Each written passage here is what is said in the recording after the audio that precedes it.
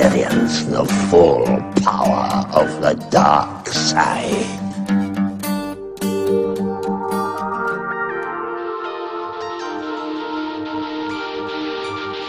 Good!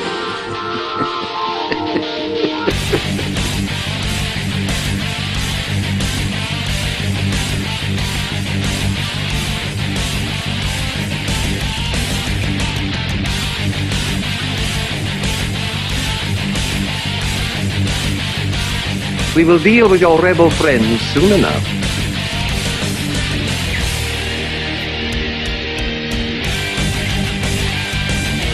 What the?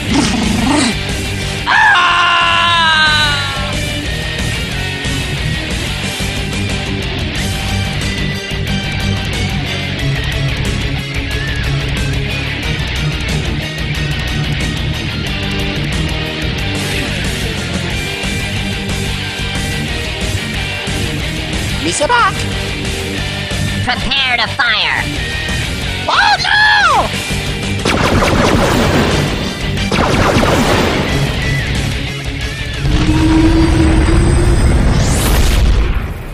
Hello and welcome back to Star Wars Beyond the Stars for episode number 56, pre-recorded on Thursday, December 3rd, 2015. This is the NSG Holiday Filler 2015. The second annual. And joining me tonight is our cast from NSG, starting with the founders of NSG, John Supa. Yo, what's going on, Fred? Hey, John. I miss you. And everyone else that you're about to introduce. And Moriku of Tatooine. Hey, my ducks, about me. Moriku here on another Christmas special of the NSG thing that we do this time last year. Well, not this time last year. It was a little bit later at night for me because it's actually Friday today. But you know what I'm saying. It's Christmas. I'm joined with my friends and Fred. Such a heartwarming introduction from the casual co-owner of NSG. Actually, can I reject my initial welcome and can I say I missed everyone but Mark you? Well, I mean, my Twitter and email stuff would actually reiterate that fact that you did not miss me at all. Seems like I was alone over Christmas.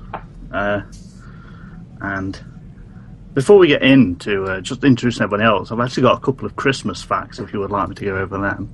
Oh, good luck, Fred. Yeah, go ahead.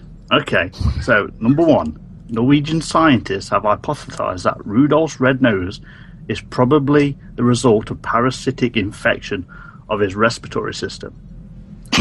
It's a fact. All the gifts in the 12 days of Christmas would equal 364 gifts. Illuminati. What? Alright, moving on to the more important people now. Lou! Hello, everyone. Hello, NSG crew. I've missed you guys. So glad you're all here. And Will, a.k.a. Hey. Sabron. Yeah, how's it going, guys? I think we're about to kick the rest of the non-Star Wars people off this podcast. That's just me. I think we're terrible at interrupting everything that we do with, shall we say, antics all the time. But it should be entertaining. It will be thought-provoking. And you probably will waste a good portion of your day listening to this repeatedly. Mm-hmm. Yeah, I think that's about it. And for the old core fans out there, I think just for old time's sake, I'm going to let John go ahead and introduce the next person. Oh, you mean that bachelor that used to be on our show and he was always drunk, but now he's getting married? That guy, what's his name? Macardia. What's going on, Mac? Hey, I may be getting married, but it doesn't mean I still can't get drunk. I'm home alone.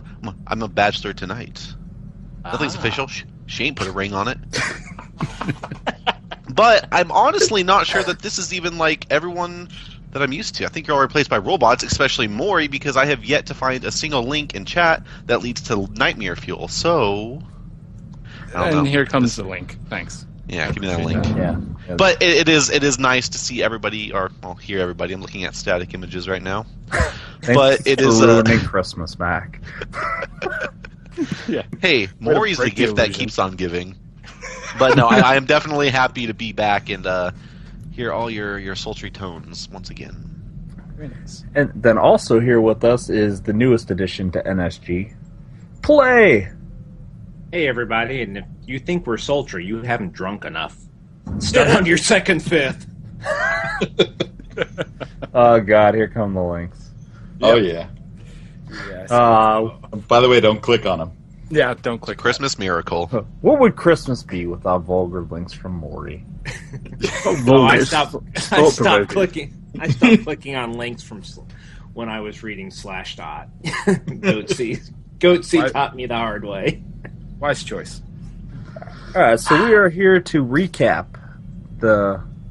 I don't know if I want to call it wonderful year of 2015 as far as gaming went, and first we're going to start up with you, John. What have you been up to over the last year, and what games, companies, news would you like to talk about? Actually, what I've been up to that is a loaded question. So my gaming habits have kind of changed up a bit. I haven't been last year while we were doing the core, it was all about what's new, what's great, having to be a part of the conversation. So we were kind of buying everything under the sun. This year I've not done that. So there's a lot of releases that have come out that I have not gotten my hands on. But one thing that obviously has stuck around with me is my love for Dota 2. So it's been a good year for the USA. Evil Geniuses take the Dota 2 Asian Championships as well as the 2015 International. So basically both major tournaments that are backed by Valve were taken by a USA team, which is awesome for us. And MoreQ is slightly envious because it wasn't the UK, but then again, he hates Dota, so whatever. No, the UK don't play any MOBAs. There's no UK gamers anywhere. Not even in Hearthstone. So do you root for the USA? No. Did you forget about He's still iffed over that whole T thing. I know, but I was just seeing if he's, if the boulder had budged yet. Nope. No budging. Okay. No, nothing ever budges with Maury. And then apparently you've never seen him play Second Life. Ooh, that's bad news. Hey, Well, that's another thing I'm thankful for this year. I make sure that my door is closed when I'm on Second Life because... Okay. So, and then another great thing that happened through Valve and Dota 2 is Valve has actually doubled down on Dota 2. They were really backing Counter-Strike, and for good reason. It's been around forever and everyone loves it, but they've really doubled down on Dota 2, and now they've introduced a season, more or less. So there's going to be 4 tournaments a quarter, and those tournaments will help them decide on who will qualify for the Dota Asian Championships and the International for 2016. So pretty interesting stuff there. Cool. They have a season 1 and a season 2 sort of thing now? It's quarterly tournaments. They're qualifiers. And it's I wouldn't really say they have a season. It's nothing on the level of what Smite was doing or what League does, but it's definitely a step in the right direction from Valve, where they've been normally very hands-off in the Dota 2 competitive scene. So, John, is it also kind of thinking how Smite is doing it, where the last season qualifies you for whatever the big tournament is coming up? It seems like they're still using some of the, how the teams shake up in other tournaments, third-party tournaments. They're still looking at, have they, teams that are constantly fluctuating players are not getting invites. They're having to go through open qualifiers for these tournaments and stuff like that. So I still think they are weighing some of the decision on the third-party tournaments that are held in the scene, but it's definitely good to see them be more involved. Okay, so if you won this quarter, you wouldn't necessarily make it to 2016 International because your team could change and everything. Right. Cool. I think it would be based on your performance throughout the 4 quarters. You know what I mean? Oh, okay. Yeah, makes sense. So other than that, I got the email from my good buddy Fred over there talking about the show, and I was like, wow, that means I should probably be playing some stuff. So I kind of spoiled myself and I bought myself Fallout 4 and Star Wars Battlefront. I was going to say, sorry. so Wait, basically, these last 3 games you added in the last Week? No. I got Witcher 3 when it came out. He's referring to the notes. Oh, yeah, I yeah. can't see. I know. But, The Witcher 3 I bought when it came out. But I have not sunk a ton of time into that because I've had some like PC issues where I'm like reformatting. But it's a very beautiful game. I do think that CD Projekt Red has definitely shown that they can do an open world RPG. I know that was going into The Witcher 3. That was one of the questions I had. Is The Witcher 1 and The Witcher 2 were great experiences, but they were very story driven. It was a very linear role playing game, and then it seemed like they were biting off this huge chunk, saying like they were basically gunning directly for Skyrim, and I really think that they may not have achieved the level of Skyrim in sense of scale, but they definitely have shown that they are a competitor in the open world RPG scene, and I'm excited to see what they do with the release of Cyberpunk. Cyberpunk 2077, yeah. That should be a hell of a trailer. Yeah, it's a hell of a trailer, and then seeing what they've done with The Witcher 3 in terms of open world, it makes me even more confident that what they do with Cyberpunk will be really cool. So wait, I have a friend that doesn't know what Cyberpunk is. Like, what's that? So he knows. Is your friend you? Yeah, is your friend you? Yeah, and Matt's, be honest. Matt's too young. No one's my friend. Yeah, I don't know what it is. I have no idea what it is. Cyberpunk is a game that they teased at E3 not this last one, but the one before that, if I'm correct. 2 years ago, I believe. Yeah. So that's going to be an open world RPG set in, obviously, a cyberpunk era, when people wear goggles for no damn reason. Oh my god, cyberpunk chicks are so sexy. Like fishnets and leather, Segway quick. gears and cocks. And they've just got like here come the links. Voluptuous bodies that you want to base like your turkey at Christmas. Cyberpunk is Sorry for kind the of editing. like... Yeah, good luck, Fred. Cyberpunk is kind of like Fallout 4. It takes place in like a dystopian... Like So wait, so CD Projekt Red, so Witcher is like Skyrim, and Cyberpunk is like Fallout, so... They're just chasing that Bethesda dragon, aren't That is they? a good point. Yeah. I did not think of that. You notice all these developers, though, even when it comes down to Nintendo with the new Zelda game they're making. Oh, let's not talk about gaming. All of the media is quick to compare these things to Skyrim, and the developers are very quick to step back and be like, no, we're not aiming for that Skyrim thing. Just open world does not equal Skyrim. Because open world, there's open world before that, and there was even open world Bethesda games before Skyrim, So, but Skyrim is 20 million players in the world benchmark for everything to aim for and try and surpass. Yeah, Skyrim finally made games casual enough for Maury to play. Shots. But here's the thing. I mean, when it comes to open world games, I mean, GTA 5 is much higher than Skyrim. I guess when it comes to open world fantasy, Skyrim's kind of like the benchmark. But I don't think open world necessarily is Skyrim the benchmark. Well, I mean, you can go back to Ultima 7 for open world and being able to use the environment to bake bread and do things. So, the concept's been around a long, long time in the gaming industry. It's just Skyrim is the one most people are familiar with now because it's so widely known. That and, as you say, the GTA series. Okay, so, like, Skyrim is so... What was it about Skyrim, though, that made it... Dragons. Gotta love this 2011 news, right, guys? Well, no, I know it's 2011 news, but Fallout 4, and Fallout 4, I mean, it's gotten pretty huge critic acclaim as well, and like, let's not discount what that game is. I think it's partially because it is based in the best city in the world, unless you are driving through said city. But only after the worst city in the world. It's in Derby. I purposely hit every car in that game to blow it up. Now, when you're playing in the game world, can you actually find all those crates of tea? No, there is supposedly a Easter egg that was put in by the Bethesda developers because of all the love they had from our past endeavors, where there is an envelope addressed to Supa from Morrique, and inside is a single tea bag. A single tea bag happens when I get to and I kick your ass. And then Yeah, then the behemoth comes and starts teabagging your corpse while Deathclaw. No, face off. that's another adventure in Second Life. I said.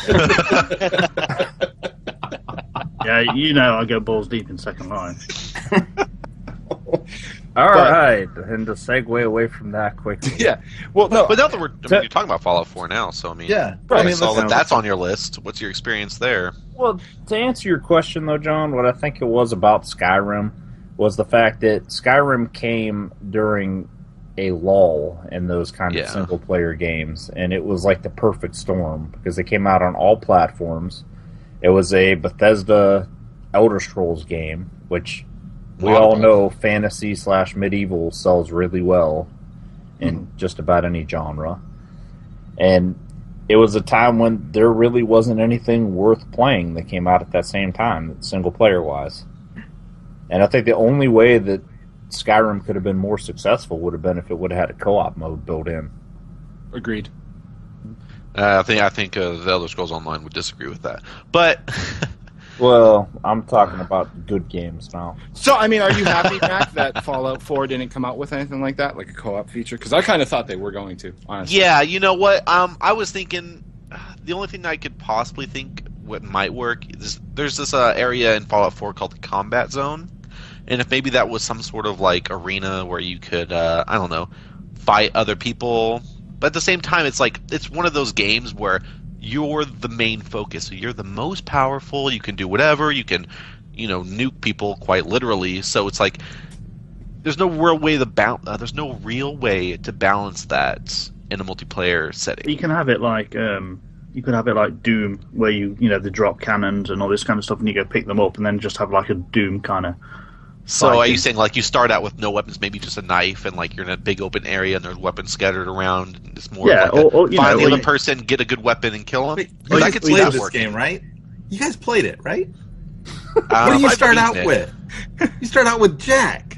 You start out with a. It has the worst beginning in the history of gaming. And then you go get that dog. You get the dog. You go back to the vault, and you just get the cryo later at level like 2, and then Wait, what? What? I didn't even play it enough to get the dog. I struggled with the beginning just because.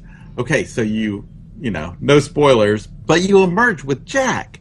All right, you sit there with your fists and have to fight huge cockroaches. No. There's You get a baton and you get a baton and a pistol. There's a baton and gun in the starter. I found the gun, but I didn't want to waste bullets on a freaking cockroach. So get the baton. Dude, it's going to eat your face. It's just Rad Roach, thank you very much. I mean, you stop in hotels in Manchester. You'll be used to big cockroaches. I see cockroaches outside my house now and I want to shoot them, okay? Okay. So that game was just satisfying. But I do have a question, right? So I have 2 questions for everyone that's played Fallout so far. One, your thoughts on the very beginning of the game. I don't consider that spoilers. If you have not played the first 5 minutes of Fallout, then I'm sorry if we spoil you in the future. Like, it's the first 5 minutes of the game, damn. And then, second, what do you think about, like, you're pretty much directed as far as the main quest story goes to go from the vault, which is like the north western side of the map. You're basically told to run down into the center of Boston, like well, yeah, right away as the first. It gets hairier the more south you go. My thoughts on the very beginning were like I guess there's supposed to be some emotional connect that wants you to progress the main story plot line. I didn't feel any of it because I didn't feel like they set up enough with the characters to make you really care what happens in the vault. Okay. Yeah. Like forcing you to play with your baby did not make it like suddenly like something that you had to have an emotional connection with. Okay, so you guys heard it here first. Mac and Will have no emotional connection to a man that watches his wife get murdered and they steal his son. Yep, and I'm getting married with whatever, it's whatever. Dude, I was their grandpa. Come on. That's how I play these games. It took me like an hour to make sure that I had the perfect white hair.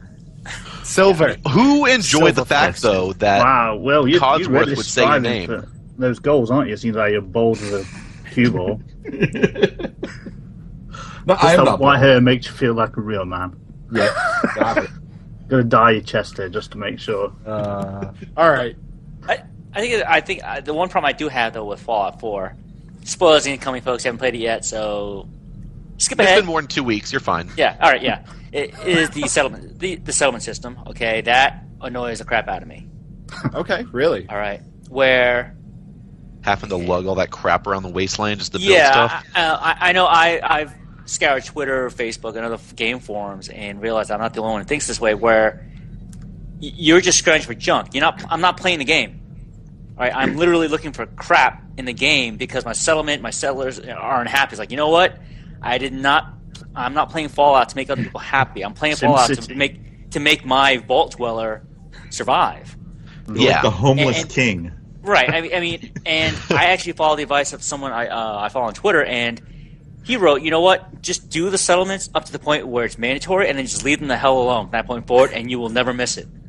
Yeah, see, my first playthrough, I just did it. I played how I wanted to play, and then my playthrough I'm doing right now, I kind of want to go more into the settlement, so I built a kind of a strength charisma build. Strength, so I can lug that crap around, and then charisma, so I can, there's a lot of perks like the local leader and all that stuff. Because the local leader, one perk is amazing because it allows you to transfer junk you have in one settlement to a whole other settlement without actually having to carry it. Matt, this is very important. You and min-maxing. He's been maxing being a With janitor. carrying. Yeah, I think I've got a new love for you, man. Like, He's a max level you now homeless have scavenger. Smoriku's seal of approval. Do you run around? All right, I slapping got to get little that signs tattooed on me. out saying, "Please keep Boston clean." Please keep Boston clean. Yeah. A lot So, of but- avatars also have more QC. Also, I collect every teddy bear I find. in Second Life. But in serious, you guys, what are your thoughts on the fact that like the settlement system though does bring meaning now to all of the useless shit that is in the world stuff? It does bring meaning to it. I mean, I guess in Fallout 3, the only meaning that junk had was to put into the junk jet, which is also in Fallout 4. But in Fallout 4, I never want to use the junk jet now because I'm like, no, I need this duct tape, and I need these glass bottles, and I need this copper. Oh my god, I need copper so much. I wonder what Mac is going to do with duct tape. What was it? Duct tape, glass bottles, and copper. Oh wait, no, I He's don't. going to invite Maury over, and they're going to have some fun. No, I can build like pretty much almost a whole entire turret out of that. Just get some gears and oil, and I'm good to go because somehow that works. But yeah, I wish it was a bit more robust. The settlement system, like stuff snapping together, doesn't work so well sometimes. Watch what you say with Maury here.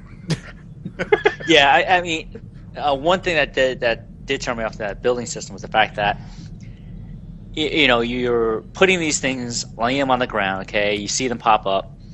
The first thing that pissed me off is the fact that I couldn't zoom out and place these things properly. Yeah, you have to drop it, walk away, and then pick it up to be farther away from it. And that's something, to me, that's a no-brainer. It's like, wait a minute, you want people to build these things, that you give them no perspective to build properly. You just want them to put things down.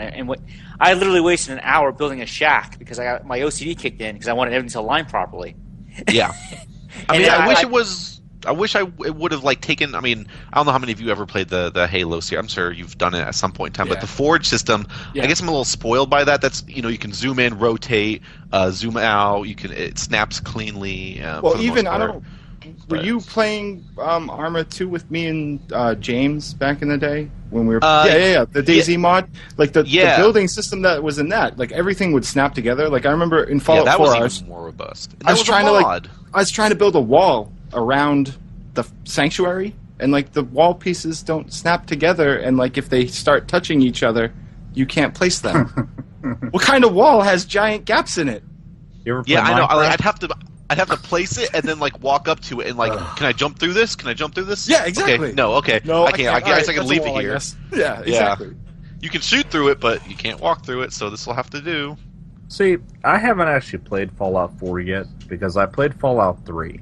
And my experience with Fallout 3 was the stuff in the vault was pretty amazing. Like the tutorial was really great. Like your character actually grows up and learns skills as you play. Tunnel snakes rule. And then I got to this point where I left the vault after having beaten a police officer to death and taken his clothing and his baton, and I'm running out into the wilderness because I didn't want to use a gun, so I'm using this baton, and I'm outside, and I'm walking around, and I'm like, oh, this is pretty cool. Open world, kind of reminded me of Skyrim, because I played Fallout 3 after Skyrim. So I'm wandering Wow, you're around. way too late to the game then. Yeah, I was never a Fallout fan, and Skyrim was actually what turned me on to Bethesda in the first place. I went back and played Oblivion after the fact and everything, too. But I was walking around out there, and I'm looking around. I'm like, oh, this is pretty cool. I'm like, oh, what the hell? I'm getting radiation poisoning, dying.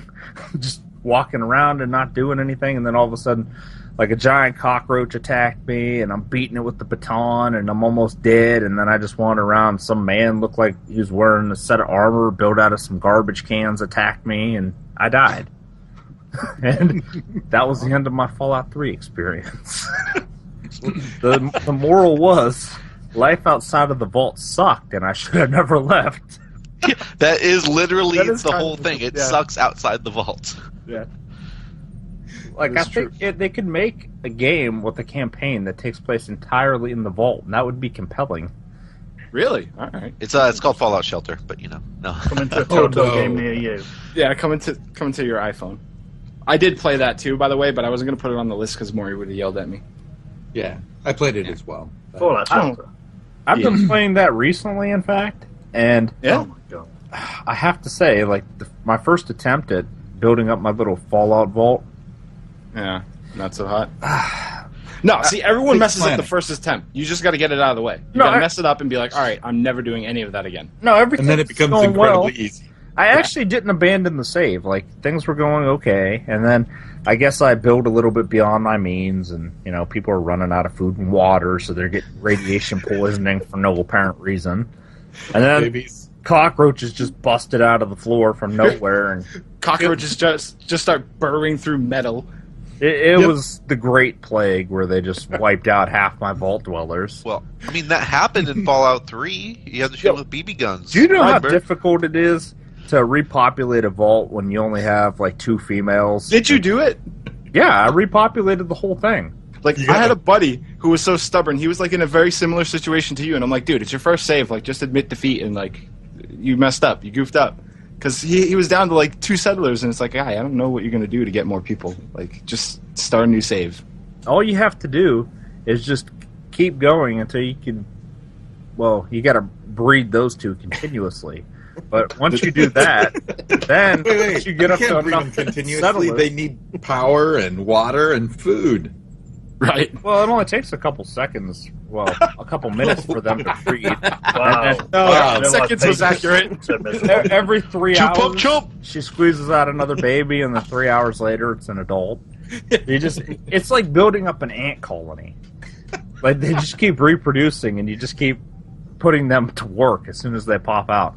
And Oh my god. you know, I'm I gonna didn't get care it now. where I put them. These people would be like, "Oh, I hate my job. Oh, I'm so sick. I feel like I'm going to throw up." And I'm like, "Well, if you would just hurry up and start working on those antitoxins, maybe people wouldn't be dying here." That sounds like my life. I'm just like going to work and I'm just being sick. Well, I did manage to repopulate my vault, and things are going great now. There's like 3 last names across all my vault dwellers. Like, it gets really All right. awkward. I try to breed some of them now, and I send them in the room, and they're like, "Sure is great hanging out with family." So I think this is the only group that I can offend right now. But so they're Amish. They all have the same last name. At least it's the one group that'll never listen to this. Yeah, they'll all listen to this. Hence the point there. I'm not really worried about offending this group. Good point. Good point. All right. And then, other than Fallout 4, I was rocking out. I bought Star Wars Battlefront when that came out, which is kind of relevant. It's fun. Yeah, I You're played. it, right? I played it. I actually, I have EA access on my Xbox One, so I got to play it for like 5 days before it came out, and it is a fun shooter. But I feel like I haven't purchased it because I feel like I'll buy it if it's on sale or if I have the money lying around because it's fun to play. But I don't think it's worth $60 personally. Wow. That's what Wow, you bite your tongue, sir. Oh, Fred, you think it was worth the 60? I paid like $400-500 for that game because I bought the special PlayStation 4 that came with Darth Vader's head on the side of it. How's that working That's out? for there, Fred? sweet. It's working out great now that I fixed it. You fixed the head, or you fixed the PlayStation? Consoles always work. No, it wasn't the console, Maury. What ended up happening was I got a brand new PlayStation 4 and I hooked it up, and I was having an issue where it was turning itself off randomly, and I could only get it to boot in safe mode, and I would end up having to completely unplug it from the power source and let it sit for a few minutes to get it to boot up normally. And I thought something was wrong with it, and I even went through the process of contacting Amazon, and of course they were completely sold out because it was a limited edition console. Then I contacted Sony, and they had some horrible idea where they wanted to send me a refurbished console, and that wasn't about to happen. So then I was reading online, and somebody posted something that a power strip or faulty power can cause the console to do that. So I unplugged it from the power strip and plugged it into the wall, and then it never did it since. Okay. So it was an issue with the actual power strip that it was plugged into. Oh, okay. I got Yeah. you. Well, that's good then, at least. Yeah, but I was in like panic mode. I'm like, this thing's brand new. I can't get it to run for more than an hour without turning off. Real quick question: where'd you get it? Walmart? Amazon. That's All right, why I smart. contacted them. Why would I contact Amazon if I bought it at Walmart? Because you'd get better customer service that way. Hey guys, Amazon, Walmart screwed me over. Listen. Can you help me? Yeah, I bought it at Walmart, but I already know if I call them, there will be no help. Wow, So someone can you sounds please like a help me? bitter ex-employee. Well, Absolutely. No, Amazon's awesome. They just released like some like free. I get free 2-hour shipping right where I live. What the Yeah. hell? Yeah. Drone Or I can pay shipping? $7 to get an hour shipping. No, that in Phoenix, the Phoenix metro area, I live in Gilbert, which is right outside Phoenix. So I'm in the delivery Stalkers. area. Pay attention. But yeah, I mean, it's Call not Stalkers, everything. yeah. Obviously, it's just stuff they have at that local warehouse, Right. which is Okay. actually quite a bit of stuff. But it's pretty cool. It's like, oh, I need this. Like, oh, I need paper towels, but I don't want to go to the store right now because I'm lazy. I can order paper towels right Whoa. here. Just order Whoa. them from Amazon. But yeah, so I can just order that and they'll ship it in like 2 hours for free. It's like there's $7. I got a whole pack of Very cool. paper no, towels. Yeah. That's cool. But so Battlefront, I don't know. Like, I'm kind of torn. I had my buddies over here the other night, and we were all kind of taking a look at Battlefront because we're all huge Star Wars fans. My buddy David and Jay, if you guys end up listening to this, we were hanging out, and my buddy David was a huge Battlefront, like old school Battlefront fan. I am a Sounds huge. good. Yeah. Wow. I mean, Battlefront 2 were amazing. I love those. Yeah, games. They were. and he would agree with you. And I was really interested to see what Battlefront would look like as a Battlefield game. Like, that's what I thought this was going to be. I thought it was going to be way more Battlefield. I am pleasantly surprised that it is not more Battlefield, like that it is not a direct clone of Battlefield with just Star Wars stuff. But I'm also kind of torn because they didn't add a campaign, so I don't know how I feel about it all being multiplayer. Yeah. No story. I'm- Like, Yeah. I'm that- cool with it because we're in that day and age where like I would honestly rather be playing it online with my friends anyway. But I'm also kind of torn. Like, it's Star Wars. What if I just want to chill out and just be Darth Vader and kill people? well, I honestly believe that since EA has that Star Wars license and contract for a 10-year period, I think you're going to see a single-player campaign-type story come out of them. Oh, you do. Force Awakens is coming out soon. There's bound to be a video game for that. Well, now here's as the well. question for that: does EA have the licensing to make Force Awaken games? Because EA has the Isn't license to make any Disney? and all Star Wars games for the Yeah. next 10 years. That Okay. Disney's the one that signed the license with them. oh, they did. I Yeah, thought. right after Disney acquired Star Wars, they signed that license with EA. Oh, okay. All right. And rumor has it that there's supposed to be a complete remake of KOTOR 1 coming soon. No, don't say stuff like that. It's supposed to be happening. That's why they You know what? they I put would- KOTOR 2 on Steam with an up-resed, upgraded version of it, but KOTOR 1 didn't get that treatment because they're supposed to be coming out with an enhanced remake of it. Fred, don't play with my emotions like this, man. Hey, I'm I telling would like that because I never played KOTOR 1, and by the you. time You really are a oh, casual. You're whatever. KOTOR. What year did KOTOR 1 come out? 1983.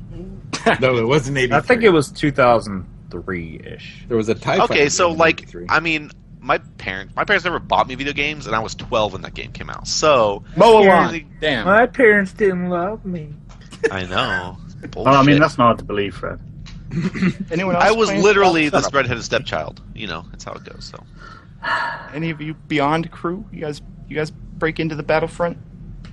Well, I started telling you about that. Yeah, but then you had bad jokes. Don't talk that way about Because it it. didn't You just embrace the got dark side. Boy, so you have no issues with it. Just the single player for me. None. I like the fact that it has the couch co-op. There's Well, not many games right now that have that. On PC though? No, on Xbox One. That's what I'm talking if you about. put yeah. your I'm PC upset. in front of your couch, it has it. Nah, I'm because upset at the Heroes Yeah. mode co-op. because Heroes mode in Battlefront 2 was amazing. You could have tons of people be all heroes, and then in Battlefront it's like, well, 3 of you get to be heroes and 3 of you get to be losers and just try and not Cannon get. fodder. Yeah, and it's like, come on, I want, I loved running around as, Darth Maul, like triple jumping through the air and then spinning down and If you were slicing playing a Chewbacca Darth in the Maul, face. you were not a hero. It was hero versus villains, so And then they don't have a wide variety of heroes. Like no, you have 3. Han and Leia. Like I get Han, but Well, they're Leia. pushing Force Awakens, aren't they? That's why she's in it. Yeah, I guess. Like I'm not trying to be sexist, but damn, we couldn't introduce someone else. Like What, like Padme? How about I don't know Lando. anyone else. Obi-Wan Take somebody young. from the books. Get Lando. Mara Jade. I Wait, would on have taken Lando. Obi-Wan old. Okay, for a hero instead. That'd be I awesome. watched- yeah, and then his I watched only Star Wars ability. Episode 4 yesterday, and Obi-Wan Old is the worst sword fighter in my life I've ever seen in any film ever. And I still would have rather had him in there because it would have been cool. You could Like- go with him up to Darth Vader. It and was be like "I am more Alex powerful." Guinness was bringing me a cup of tea that was too heavy for him, and he was just shaking his hand in front of Darth Vader. I almost passed out. It was so bad. It is weird because it only takes place how many years later? Is it 17 years later? No, the New Hope is usually just a little over 20 years. Is it a little over 20 years from Revenge of the Sith? Because if you He you read did the not original age byline well. No. for Star Wars, No, New not at Hope, one of the catch lines in the story was, Luke Skywalker is not even 21 years old. Oh yeah. Okay, so it's just a little over 2 decades after Revenge of the Sith. Okay, so Obi-Wan Obi-Wan does did not not age well. Yeah. Mind you, That Luke was sounds like- bad for your skin. That's why, Darth Vader must have had a lot of shoe polish to keep him that shiny for 20 years. It's machine oil. You got the Force, man. Force polish. And you Star can Wars- figure out why they pick the characters because they keep, everybody milks Hoth for, an ice battle. So Yeah. that's why you have those particular characters because the Empire Strikes Back. What's the game mode where you're on Hoth and then the Walker AT-ATs are Assault, coming isn't at it? you? Walker Walker Assault. Assault, Yeah, every version of Walker Assault, no matter what map, just feels like, hey, look, it's Hoth, but it's desert, or hey, look, it's Hoth, and it's Hoth. It's like there's nothing new about it. It's just like it's Hoth with different scenery. It's There's just the basically same two stuff. planets, though, in Star Wars. It's Hoth and Tatooine, because they've got sand and they've got desert. And then there's, Endor. Yeah, Four. like forests and all that. Well, Yeah, but nobody see, knows that. I mean, that's the Yeah. thing. I mean, one of the biggest problems I have with the crop of Star Wars games, and even some of the things I have fault with Star Wars: The Republic, is the fact that they use the same planets over and over again. Meanwhile, we have a whole big effing galaxy to choose from, yet we always go to the same damn planets. All right, Yeah, one thing I I'm mean- sick of. I'm always sick of Star Wars going back to a desert planet. Like, for instance, if I heard that Jakku was actually Tatooine, when You the wouldn't show's be first surprised. released, I'd have been pissed. I'm like, get the away from Tatooine already. All right? Yeah, Just they get away from really the have a planet. hard on for Tatooine, don't they? I'm sick of it. That planet has no importance. Well, I mean, in overall Star Wars lore. the whole point That's where is they make all their it's- glass. It's I aimed need at for my people Fallout 4. who've maybe watched the Star Wars films, and that's all they know about Star Wars. So what they do is they just... It's the casuals in the world. Everything's aimed at casuals, and it eats me in cancer inside. And it's killing me Yeah, but like slowly. that Battlefront 2 had an awesome system where like, okay, so you're I forget what it's called, like planetary domination or something, where you had a ship and the enemy had a ship and you started on separate ends of the map, and like you go and you land on a planet, and if you won the battle on that planet, that added to your resources, and if you ran into your enemy's ship in midair, you'd have a space combat. And I'm like, that was the coolest system ever for a Star Wars game, and it does not exist in Battlefront. Right, and that is one of the things my buddy David pointed out. He's like, the fact that they took out that space battle game mode that you're talking about, like, he was so depressed with that. He's like, the most flying you do, you're always like just above the planet. You're not in space, and then that cool game mode. Well, I think that's part of it. Is the game is it had two people coming into this game. Is you had the first people who think, oh wow, it's going to be Battlefield in Star Wars, and the other one's thinking, oh, it's just a remake of the original Battlefronts, and it's neither of those. Right? It's a casual shooter that any Star Wars fan, from people watching, the 10-year-olds, whatever, watching the Disney, is it Rebels and stuff, to the older generation of who were around when Princess Leia was still a drugged up fish. Quick filler. For any of you guys, well, I'm on a Star Wars podcast, so everyone will appreciate this. If you Google Moscow Fencing Championship, I don't know if it's 2000. I don't know. YouTube Moscow Fencing Championship, Moscow 2014. It is an epic fight with two guys using lightsabers. There is a video out there where someone puts an actual soundtrack and lightsaber effects to the video, and that one is way cooler. But that is a cool video. Some of the best lightsaber fights I've ever seen, and it was not in a movie. Awesome. Okay. Honestly, I know which video you're talking about. Yeah. That video is crazy. Of the week. The one guy has a double-sided, and then one has a single, and at some point through the fight, they end up switching off. It was crazy. The stuff that they're doing in that video is insane. But honestly, that's really all I've been up to gaming-wise, so it's someone else's turn. All right, well, I do have a couple quick thoughts about Battlefront, and then we'll move on. I just wanted to say, first, I thought that they did an amazing job with the art direction and the graphics. DICE actually studied the original props from the original Star Wars trilogy, and I think they stayed very true to how things were supposed to look, and the game was just gorgeous, despite any gameplay complaints. And my other thought was, when it came to the actual skins, when you get to pick how your character is going to look and you play as a stormtrooper, I was highly disappointed that they only had one base skin of a stormtrooper that had a helmet on. And the other one was something you had to work up your rank a lot to get. I think they should have had a lot of different versions of stormtroopers in their full gear. Yeah, and helmetless stormtroopers that don't all look alike. Thoughts? Well, no, that's the thing.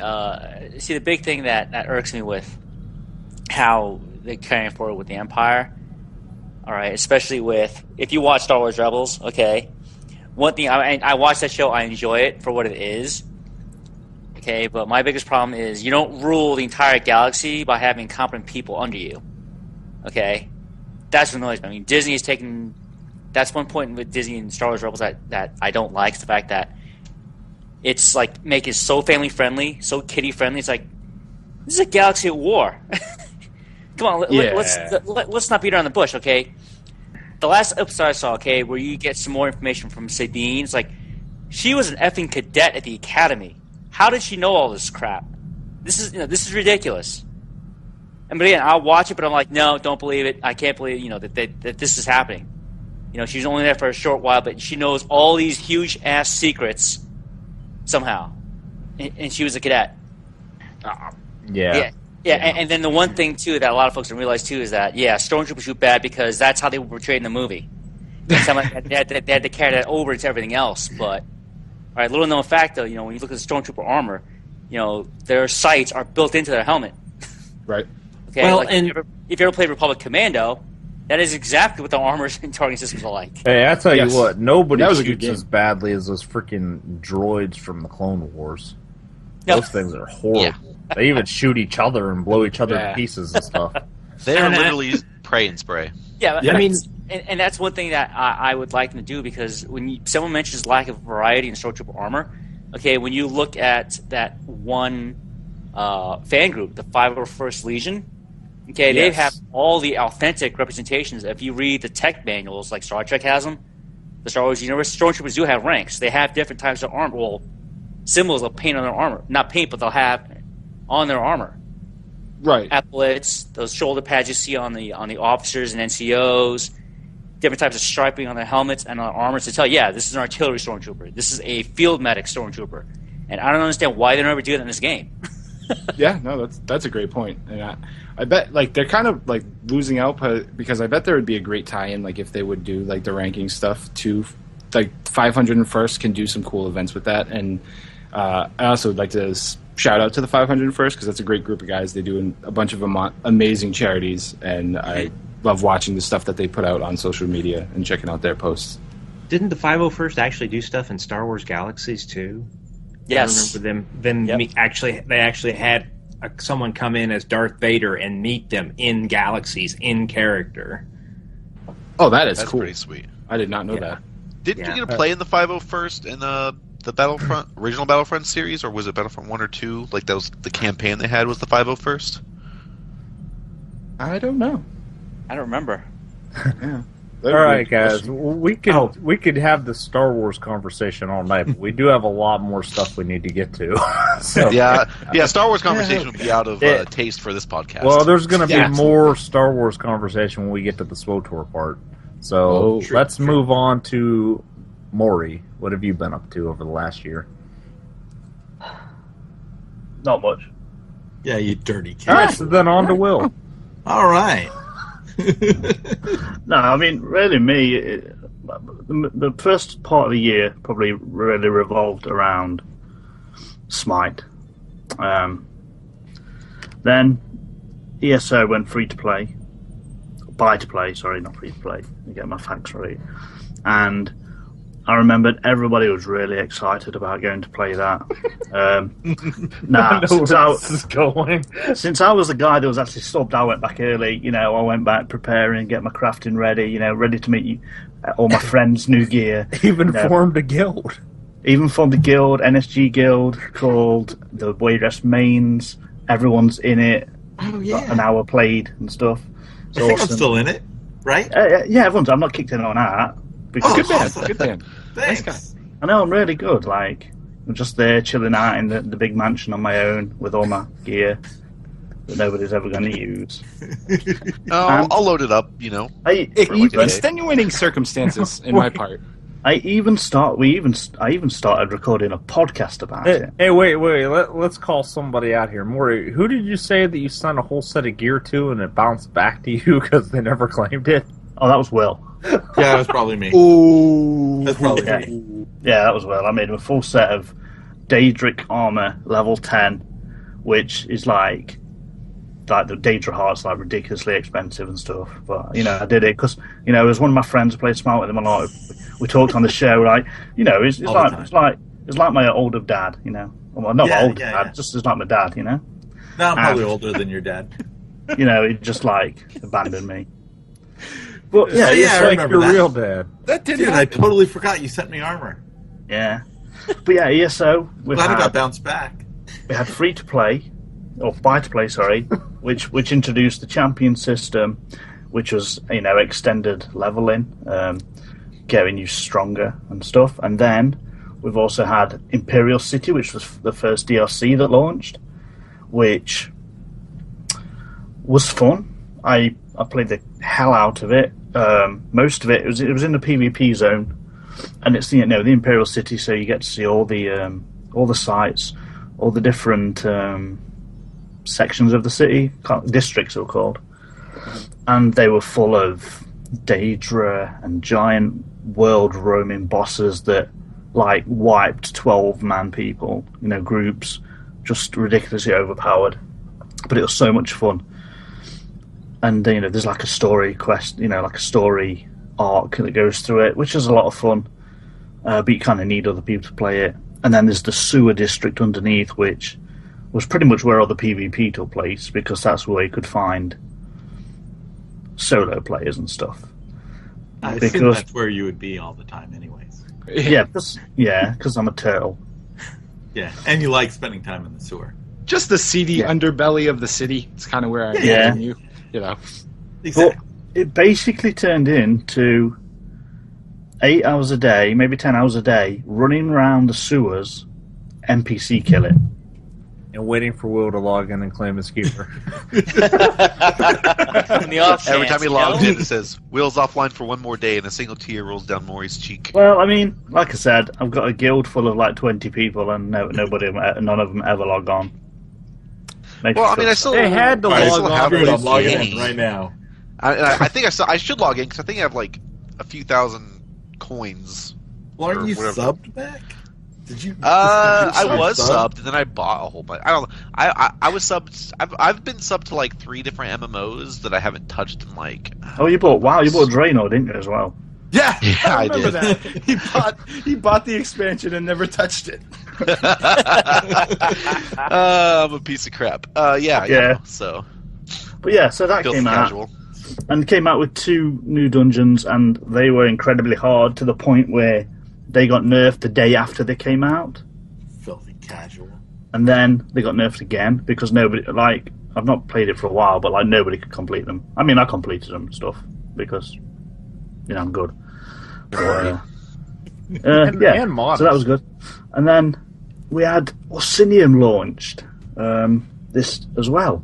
You know, Hrothgar was there, and if anyone played Lotro, there was a place called Heightbold, and you did quests, and you built up this like Rohirrim town. What's Lotro?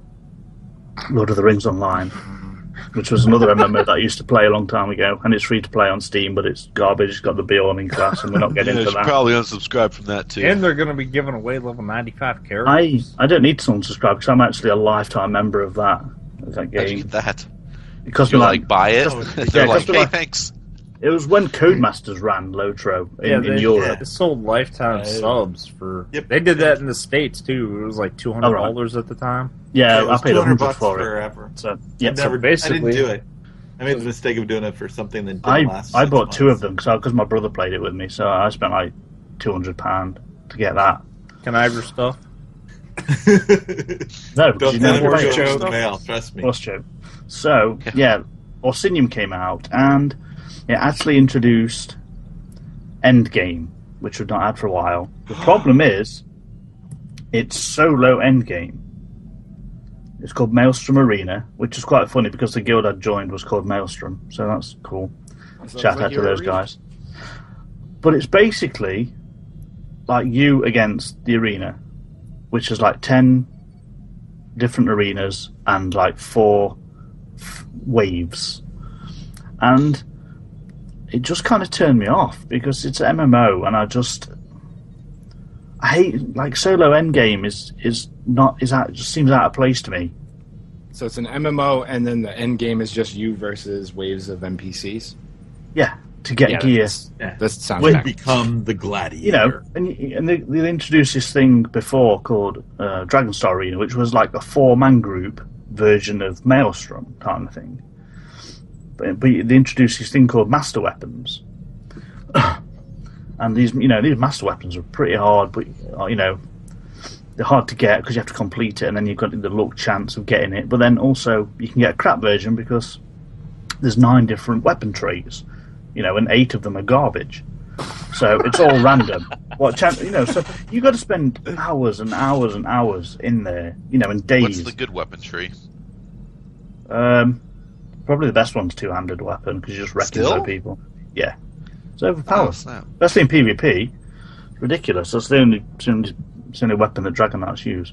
But yeah, so I kind of just stopped playing it, because I mean, Thieves Guild is scheduled for February, I think, and I'll probably go back to have a look at that. But just like solo endgame, just as an MMO player, and that's what I pretty much class myself as now. Because I bought Fallout and played that for like an hour. And well done. I didn't buy Witcher, and just like I'm an MMO player, and it's just I love ESO. Like it's such a I really like the combat system. We spoke about it loads, so I'm not going to go on about ESO, but it's just disappointing to me that there's a solo end game, and it just doesn't make sense to me. I kind of think last year's NSG holiday episode was just as much ESO talk as we had Star Wars talk in this one. Yeah, probably. Yeah. Weren't we crapping on ESO last year, or was it a different game? Yeah. I can't remember. Yeah. I think we were crapping on it, but I think they also did announce it was going to go buy to play as well. They did. So it also spoke about going back to it, I think. Right. We had said our grievances, but then we had said, now that they were going to that price model, we were going to check it out. And So like I said earlier, I did have intentions of checking it out, but extenuating circumstances prevented that from happening. Pretty much right when we were all getting into the game, but and then we missed you forever. Yeah, and then I disappeared off the planet of the Earth. As did the core. Yeah, and he took which you literally took can't a new go and picture find. for Skype. Which is much sexier, if I don't mind. It is. You look very. I like the lighting in the back, and you got that slight, that stubble going, that beard. Yeah, it's very mood. You can check it out on my Twitter account So too. great By the for way, our audio ladies. listeners. Yeah, don't worry. Just go find me on Twitter afterwards. I got you. Just imagine if you rubbed your face over like a large grain sandpaper, No. and that's super. Imagine if it was Chris Pratt, but he was younger and he was from an area that I might as well just call Boston, because if I say where it really is, you won't have any idea where it is. So we're just gonna say Boston. So right off the bat, winning. No, you're not from Boston. You might as well call it Boston. I have a picture of this space-shaped area magnet that's picking up iron incredibly fillings. misspelled. Speaking of things that aren't related to Boston, I see you watched your first BlizzCon, Maury. Yeah, actually, first time I bought a ticket for BlizzCon because I'm a massive Hearthstone fan, as I have said pretty much since I got into the open beta for that. And BlizzCon was really good. We had a few announcements. We had the World of Warcraft trailer for the movie, which actually looks fantastic. Agreed. Obviously they had more stuff about Legion, which was the next World of Warcraft expansion. We had some of the stuff for the upcoming release of Legacy of the Void, I think it's called, for the StarCraft. Mm-hmm. Yes. And then we had the stuff for Heroes of the Storm, the Hearthstone World Championship, which was awesome, and then we also had the trying to think what releases we've had. We've had a lot of releases lots happened in Hearthstone this year. We had Blackrock Mountain, we've had the Grand Tournament, we had what's just come out, which is the League of Explorers. So two of them. Naxxramas was 2014, I think. Yeah, it was Goblins and Gnomes. That was 2014 as well. Okay. No, I think that was last year as well. But yeah, so we've had those, and then we've also had. They introduced Tavern Brawl, which is like a really fun part of the game. It's you kind of go in there, and then it's like a crazy set of rules each week. And does that pretty much guarantee you a pack a week, or is it a pack a day? No, pack a week. Okay. First win in there unlocks you a booster pack, which is it's just another way that they've put in there to try and get those people who are new to the game, started working on their collection, because it gives you a classic pack, which is what the game launched with. Oh, so okay. They're trying to give the new players those older kind of staple cards. Cards that aren't good anymore. I feel bad because I've actually started playing Hearthstone again, but I've been playing it on my iPhone. I have too. I'm going to be honest. That's what also happened this year. It came out on phone and iOS, which is actually huge because I think now we're up to 40 million players in Hearthstone. Well, I think honestly going to a phone was a good move, because it's that's the thing about the phone. There's no games that have the depth and you can control properly, and then all the simple games are silly, and I'm not really interested in it. Hello, but, Fallout Shelter. Right? No, Fallout Shelter was good because it's something that you can turn on, Puzzle Quest. Okay. play, and then if you need to go back in from your break or whatever, you can just stop it. So Fallout is I just want to do something for a quick 5 minutes. You could stop it if you want the roaches to invade and the raiders to break into your vault. I suppose. And then I'm if I want to play something where I'm committing a bit of time to, then I'll jump on there and I'll play Hearthstone. Or Yeah, KOTOR. I think that was really big. Oh, KOTOR, yeah, that's on iOS now. But... Yeah. Just as a tiny little nod, though, I do really want to give credit to Fallout Shelter because it's one of the few iOS games like that where there's a waiting component and you don't have to spend real life money to speed it up. Good But point. you can. Well said. Can't you? You can No, buy... no, you I don't know if you can't speed it up. You can buy lunch boxes that give you like little bonus Perks, stuff yeah. that are not required at all because you can earn lunch boxes just by playing. Yep. And you have the option to rush whatever room is trying to do whatever, and the more you rush it, the risk goes up. Right, the more chance to fail. Yeah. Yep. Gotta get that luck up. Which, if they fail, I send them out to the wastelands to die. Unless they find something cool while they're room. out there, in which case, okay, you can come back. The whole room, you're gone. So, if Fred was like the overseer of a vault, it would be a very Hunger Games. Well, I mean, that would fit in with the vaults. They're all social experiments, so I think Fred would make a great overseer in that regard.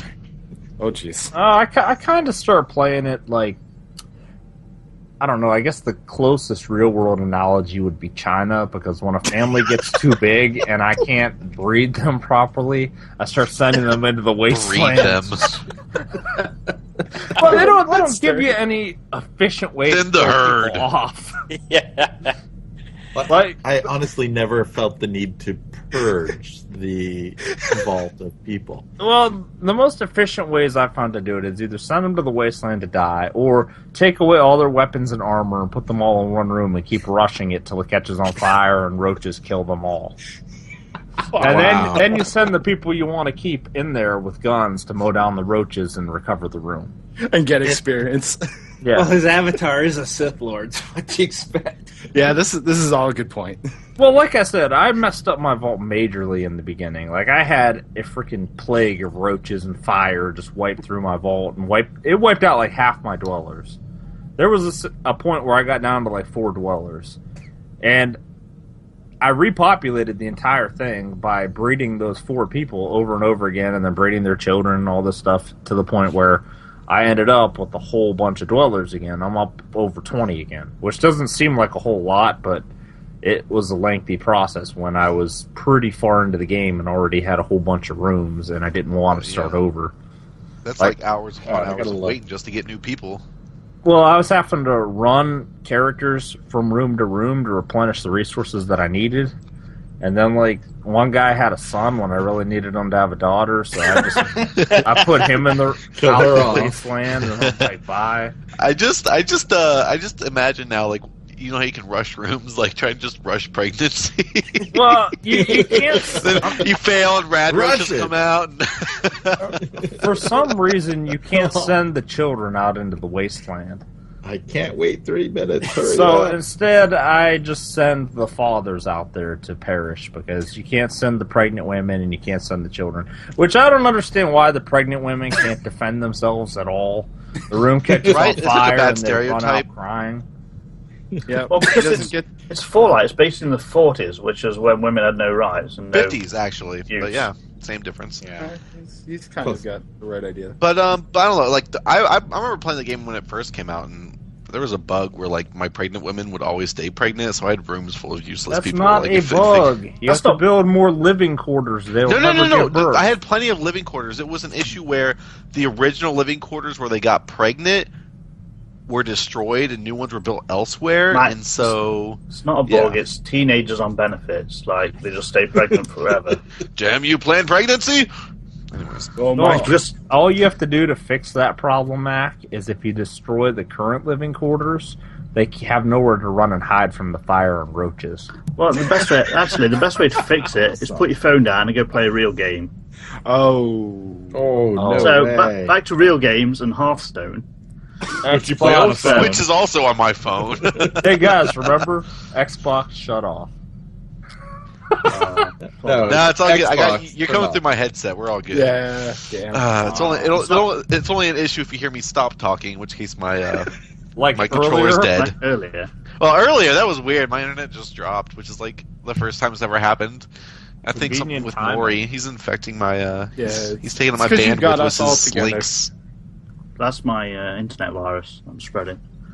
Again. All right, let's bounce over to you, Will. What have you been up to? You know, lots of things. Maury briefly touched on it, but I think I'm the only person that's played Smite the entire year. Oh, I played Smite on my Xbox. I played Smite early in the year. I played a few times Yeah. real early in the year, and then Then you not left. really. Did you get up to like level 10? You Super? rage quit, John. Admit it, kind Suba.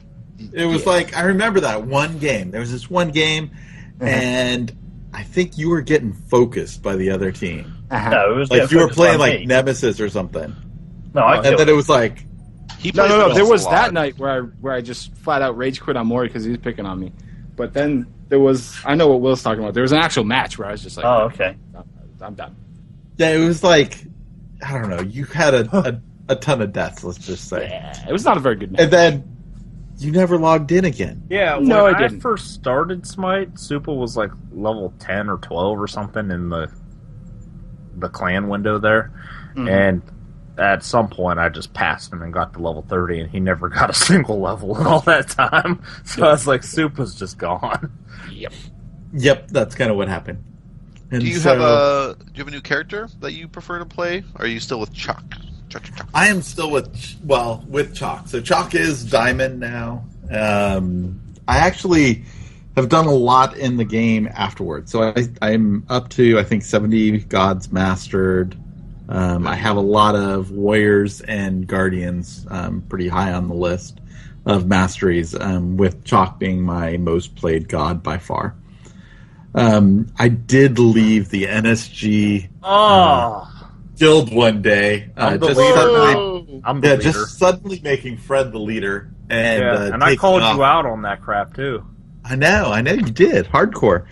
My son is still playing in it, but yeah, so I left and I joined another guild. And the funny thing is, that guild was going really strong. Really, really strong. Everybody was doing a lot of stuff. It was a lot of fun. Everybody was playing pretty much every night. We could get a team of 5. 5Q for just about any, or max Q is probably a better way to put it, because we would play Joust or Siege at, if we had 3 players or 4 players. 5 players, we were playing Assault, Arena. I actually ended up playing more Conquest a little bit lately. But the thing is, we were playing so much that our guild leader got attracted by one of the Challenger Cup teams to go be their jungler. And that kind of destroyed that guild. So suddenly it went from the normal guild leader to Wanderer, and then Wanderer's like, what the hell? Why am I the guild leader? And he went back to another guild that he was on. And so it was like, suddenly I was the, alliance leader, and I'll be honest. Saved it. No, not at all. This is like NSG Guild all over. No, he poured more bloody flames on the fire and burnt it down. Exactly. That's exactly what I did. I played with a couple of the guys. They sucked, honestly. So if you were in my old guild, you know who I am. And you stuck around after Wanderer left. You realize that I just now think that y'all suck. So what you're saying is... So I made a random guy the guild leader again. Just picked him out of a hat since I didn't really know any of them, and they all sucked anyways. And left that guild. So So Wanderer killed your guild? Yeah, pretty much. I'll blame Wanderer, what the hell. But really, I blame Maury, because if he'd still been playing, I'd probably still be in the NSG group. Yeah, well, I was never in the NSG guild. Yeah, that's true. You were always with I didn't even know there was one. Yeah. You were in it, Mac. I'm in the fan guild for one of the Smite casters. Yep.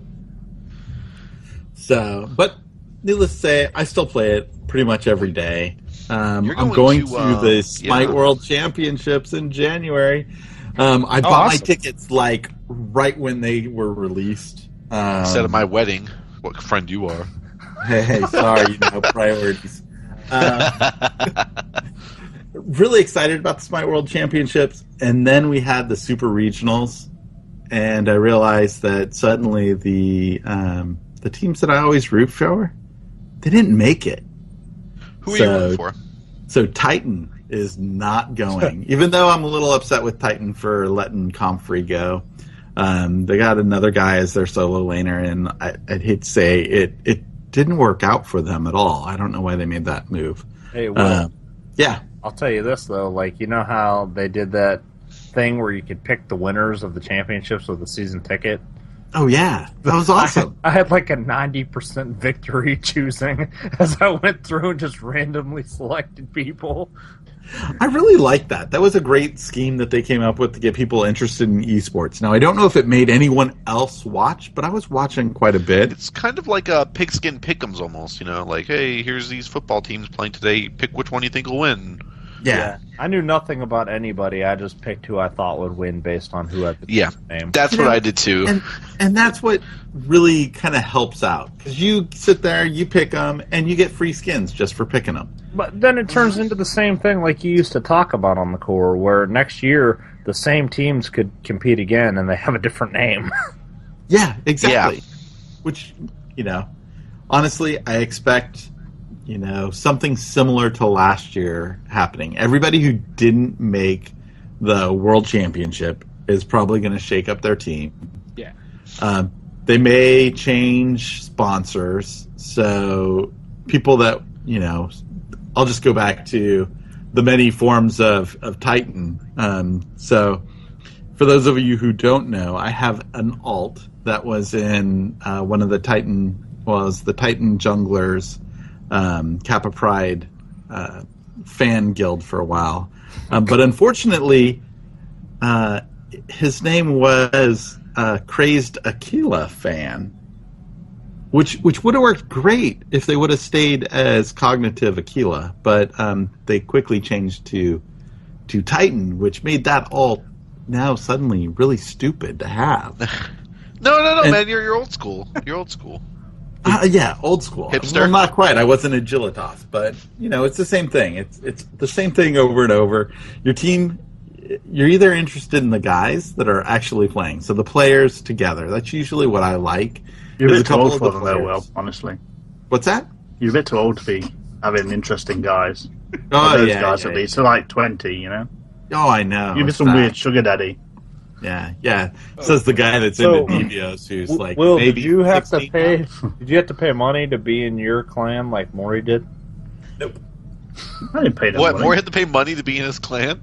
Listen, let's all face facts. There is one whale that has kept Smite afloat this whole time, and it is Marq.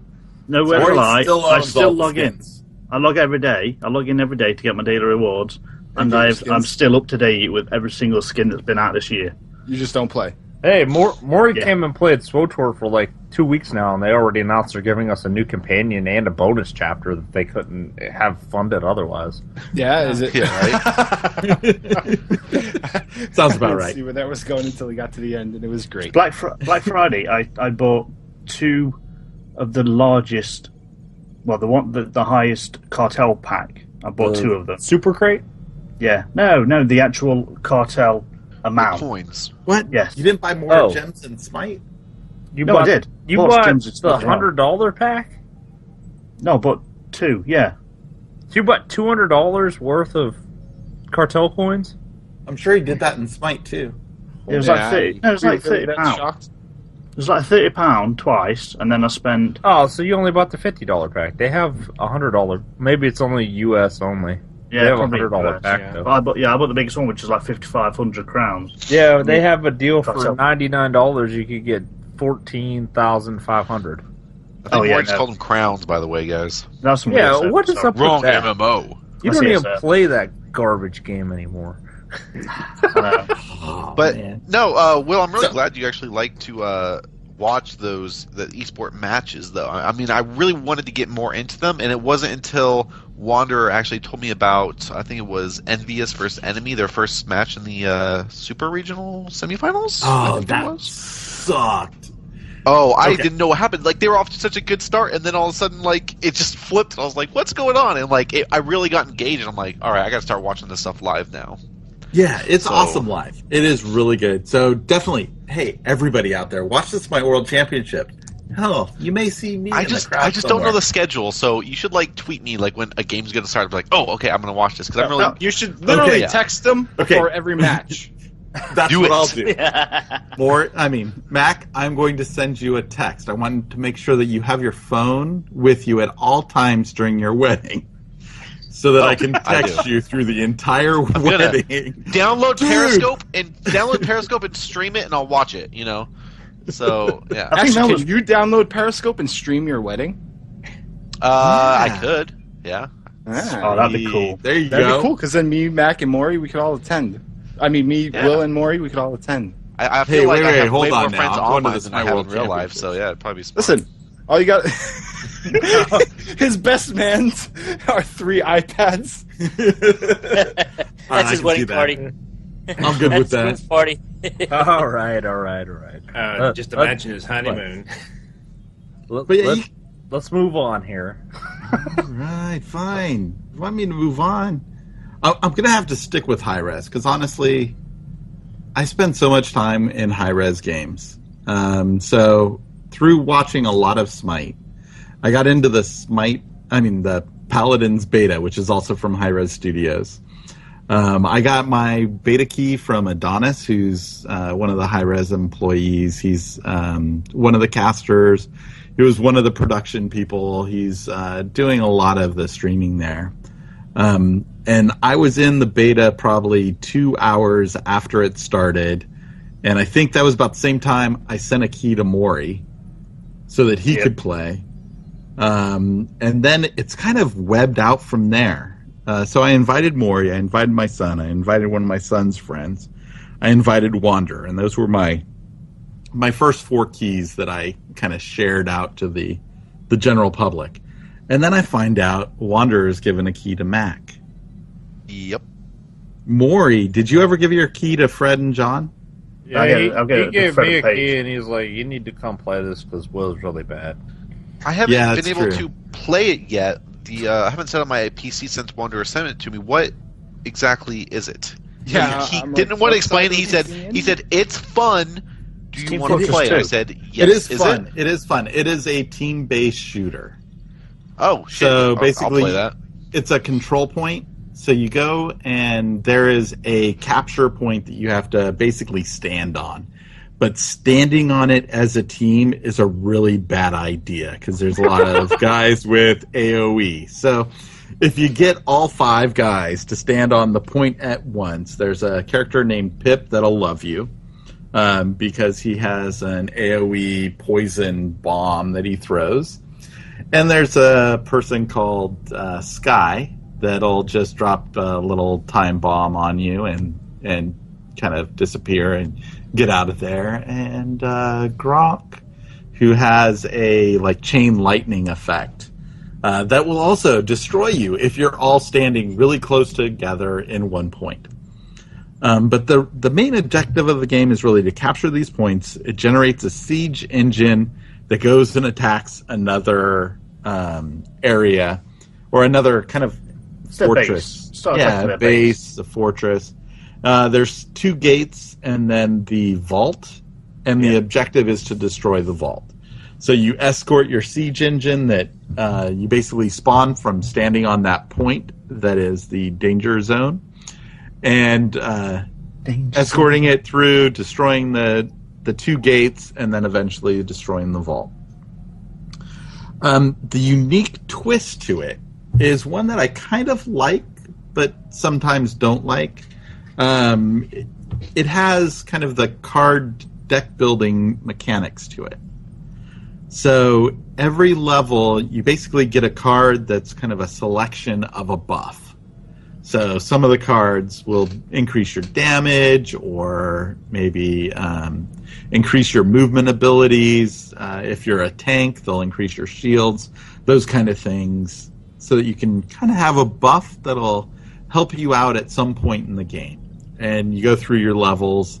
I think they just changed it in the patch that came out today so that you get basically now, instead of 5 cards, you'll go through a total of 10 levels, getting a card at each level. But at level 5, you get whatever your legendary card is, and everybody will start with a legendary card because there's one in the starter decks for all of the characters.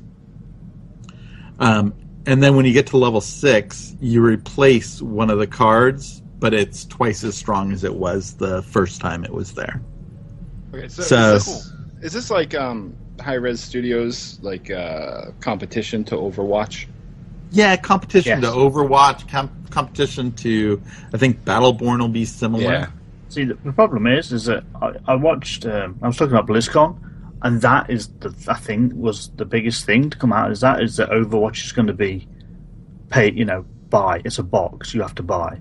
Yeah, you buy it, and I think that was one of the biggest characters. news. Yeah, exactly. I think that was the biggest news to come out of BlizzCon. I think it was what caused the most controversy, because I think people expected it to be a free-to-play game where you unlock, like Team Fortress. Okay, so would you say that you're more excited for Paladins or for Overwatch? Overwatch. I'm playing Paladins. It's free to play, and so that's kind of a good twist. You can get cards pretty easily. You get a card for winning a match. You get 5 cards for leveling up your account. So it seems to be pretty accessible. But being one of the first beta testers, I can say that for most companies, this is an alpha. It is really early on. The graphics are not as fine-tuned as what you'd see in Overwatch. There's not enough heroes. No, there's only... Well, the 8th one was just released today. Yeah. Some ice glitch.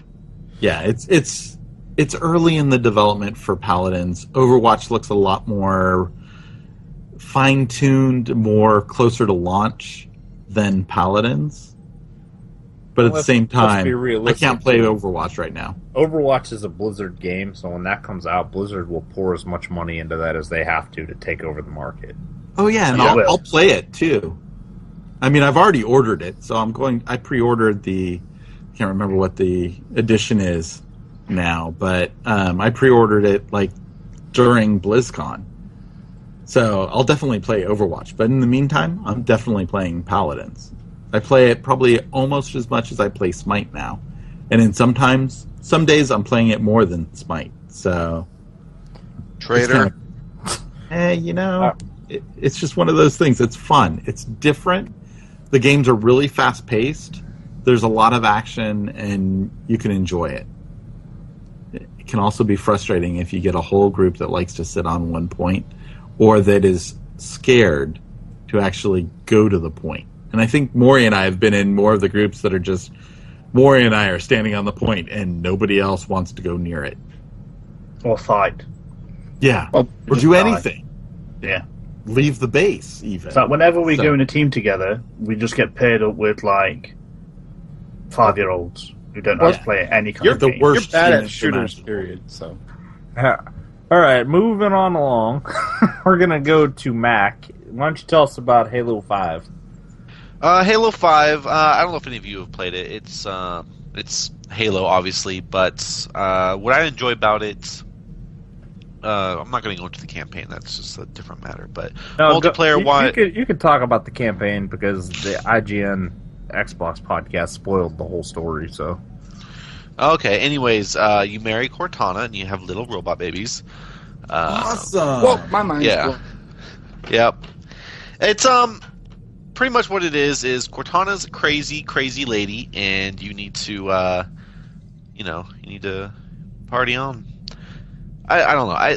I know there's people who haven't played it, and it's just the campaign's not really a main focus of what I've been doing. I played the campaign, I beat it on heroic by myself because I'm a casual and I can't do legendary by myself because I suck. But Amen. Legendary's hard. I was playing that. I was trying to do co-op with my my best friend. We got through the first 2 levels, and we're like, we can do a level a night, maybe. Well, I mean, let's be honest. Dogs can't play games, so that's probably why I struggled. I know. But is it Tyler? Scissoring my fiance. That's how it goes. But yeah, no, it's good, and the multiplayer I especially like because there's the classic game modes: big team battle, free for all, and SWAT. all very good game types. But then there's like an arena mode where it's like, you know, you get killed, you're knocked out. Well done. Well done already. I I was going to say about that arena mode, you can also get banned for sucking. He is gone. Yeah, he is. He got knocked out. So yeah, if you get knocked out too many times in that arena mode, you can get banned so that you can't continue to play. Because that was the most frustrating thing for my son. Because he was like, "Oh, Halo 5, awesome!" And he started playing it, and he was playing the arenas, having an awesome time. And then all of a sudden, it was like, "You're banned," and it was like end of the world. Yeah, it was just, I don't know if it was from voting. I wasn't in the room with him. I just heard the aftermath of him being incredibly pissed off that he got banned from playing the Halo 5 arenas. So is it just like for a short amount of time, or is it like? I think it was a short amount of time. I think it was like a one day. Just hey, dude, you've been feeding for way too long. The other team is tired of killing you, so you need to take a break. But it just had such an effect on him that he went back and he's now playing the Master Chief Edition. So he's playing Halo 2 and 3 and 4 again, trying to just get that fill but not be so pissed off at Halo 5. So I don't know if Mac's in that same position. I'm not angry at the game. I actually enjoy. I've always, I've been a Halo fan since Halo, Combat Evolved. So obviously I pre-ordered this game way in advance, and I do the love Warzone. Both times you've been talking, Mac, your internet is just cut out. No, that wasn't my internet. That was my the batteries in my controller died. Touch your controller once in a while. No, they died. They literally died. Here's a better idea: podcast from your computer. Like I just said, my computer it's not set up. I just said that. Yeah, my computer. It's. You've always only podcasts from lived his in that Xbox. place for like 5 years. Set up your computer. No. I've lived here since like March. So like only the whole year. But I just moved all my stuff into this new room right here. I just did that this week. So you can actually put your keyboard on like a table or desk instead of your legs. No, I don't have a desk yet. That's an issue still. So you're still balancing it on one leg. Take all the empty boxes that you move all your stuff in. How can you buy a just get the gator ring if box, you've not bought a desk? Build a box desk, like Fred is saying. Because Maury, I'd rather have cold beer next to me than a keyboard on a desk. And none of us are sure. FYI, cold beer comes You're a in casual alcoholic. No, casual gamer. I don't think I'm a casual alcoholic at that point. You're not a real gamer if you don't have a hardcore. I'm min-maxing my alcohol intake here. Mike, I love you, and you're like my brother from a different country who's not John. But you're going to be like, and I want the best for you, but you're going to be a gamer a lot longer than you're married. So, yeah, I mean, get a desk. I understand you've had that computer in the box for a while now, Mac, so it's going to be a surprise when you go to run games on it that you don't launch them with your 3.5-inch floppy drive. You're probably going to have to You know what's messed up is I'm not young, but I don't remember games being on 3.5-inch floppy drives. Just to let you know, they weren't on one 3.5. Right. They were on 12. Several. Yeah. I think the biggest one I ever had was like 32. I thought most of the time you had fun, Mac, was with your 3.5 floppy. 3.5 floppy, more like 1.5. Am I right? Wait. Suddenly, I'm glad that I'm from the age of the 8-inch disc. CPM, but yeah, forever, no. 6 inches. I feel like the biggest issue a lot of people had with Halo 5 was actually the purchasing system of the rec packs, and I don't mind them actually because it's like a microtransaction because all DLC is going to be free going forward, but they're financing that through purchasing of rec packs, which you can buy the top tier rec pack for like $2.99, or you can earn credits by playing matches and do it that way. Okay. As long as you don't suck and get banned. Yeah, and if you get stuff from your rec packs you don't like, you can actually like sell them for like 50 or 75 or 100, 150 rec points. You can kind of sell surplus stuff you have to buy more rec packs for stuff you don't have, like new armor pieces or visor colors. Just a lot of cosmetic stuff. It's fun. I like it. Which should be the only thing that you should ever sell in any kind of in-game market currency game. With paying with real money should only ever be cosmetic. I really don't agree with things with stats in any kind of game. Yeah, I'm with you. It should be cosmetic.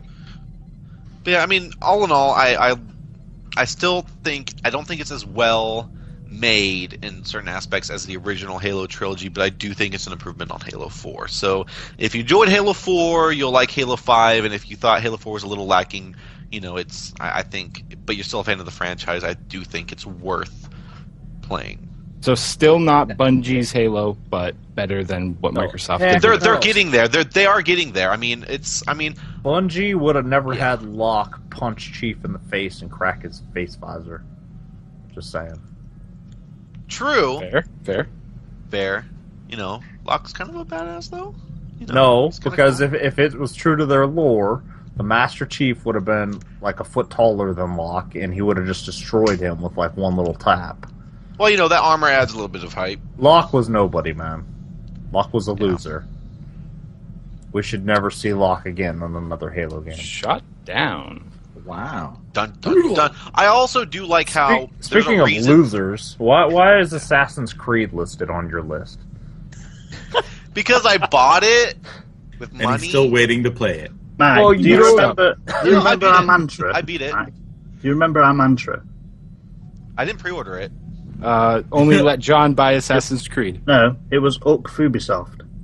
But that was 2014. True. This is 2015. No, it was 2015 because it's 2015.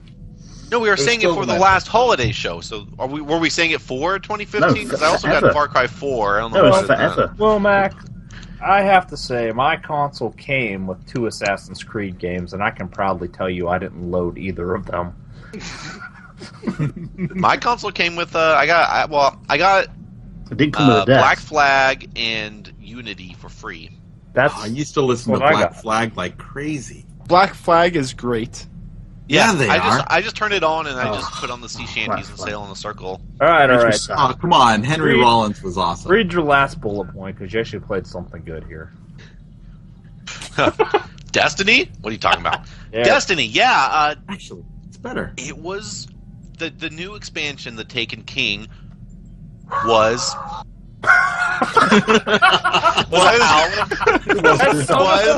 bark bark. It was really good.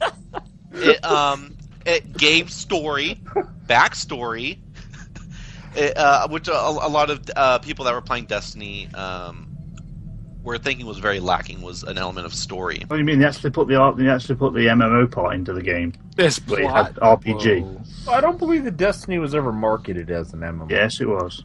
Was it? Yes, it was. Not if you ask Bungie, it wasn't. But yeah.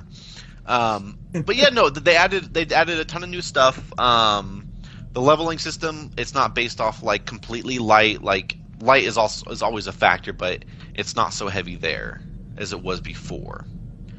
A lot of new weapons, new raids. They've changed how some of the older raids were. They've kind of made them more. You play MMOs, and well, actually, a lot of you guys play MMOs. So, what's it called when they like change? It's like a heroic raid, almost like it's changed slightly. Yeah, it depends on the game. Some of them call heroic or hard mode. Yeah, so they kind of did that with a lot of the. I guess not necessarily raids, but with a lot of the strikes they had. They have like, harder heroic mode where it's higher level and the enemies are replaced with this new type of enemy, which is called the Taken, which is pretty much the old enemies reskinned, but they have new abilities. They're Taken. Really? Yes, and they will find you and they will kill you. Yeah. I can tell you, I just got Destiny right after I got my PS4, which is very recently because I got my PS4 with Battlefront Edition, so it was delivered on November 17th. And so I just got Destiny like a week ago or so. I'm like level 9 in the game right now, playing a Warlock. And having fun? Warlocks are fun. Yeah, so far I'm having fun. Every once in a while I get killed by something that just seems ridiculous. Like there's mobs that go around, and I haven't quite figured out exactly how the world works yet. I'm pretty sure that there's just raid mobs walking around in the world where I can. There are world events where like higher level mobs will kind of come out and just wreck your face if you're under leveled. Yeah, there's been mobs where I've just shot at them repeatedly, and I know that immune. Yeah, or I'm just not doing any damage. Like they're just eating all the bullets. Yeah.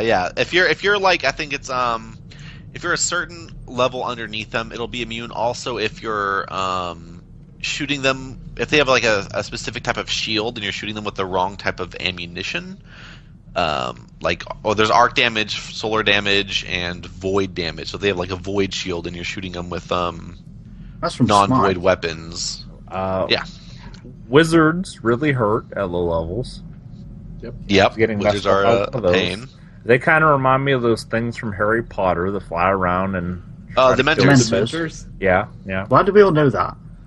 Because you're British, Because so you're a that's why wizard, you know Harry. it. Oh God! So I grew up with that, you know. Yeah, And my kids are at the age to which they. Just because you're getting married does not mean you've grown up, man.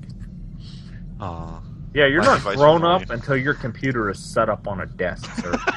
Just because it's Whatever. 5.9 3/4, all right?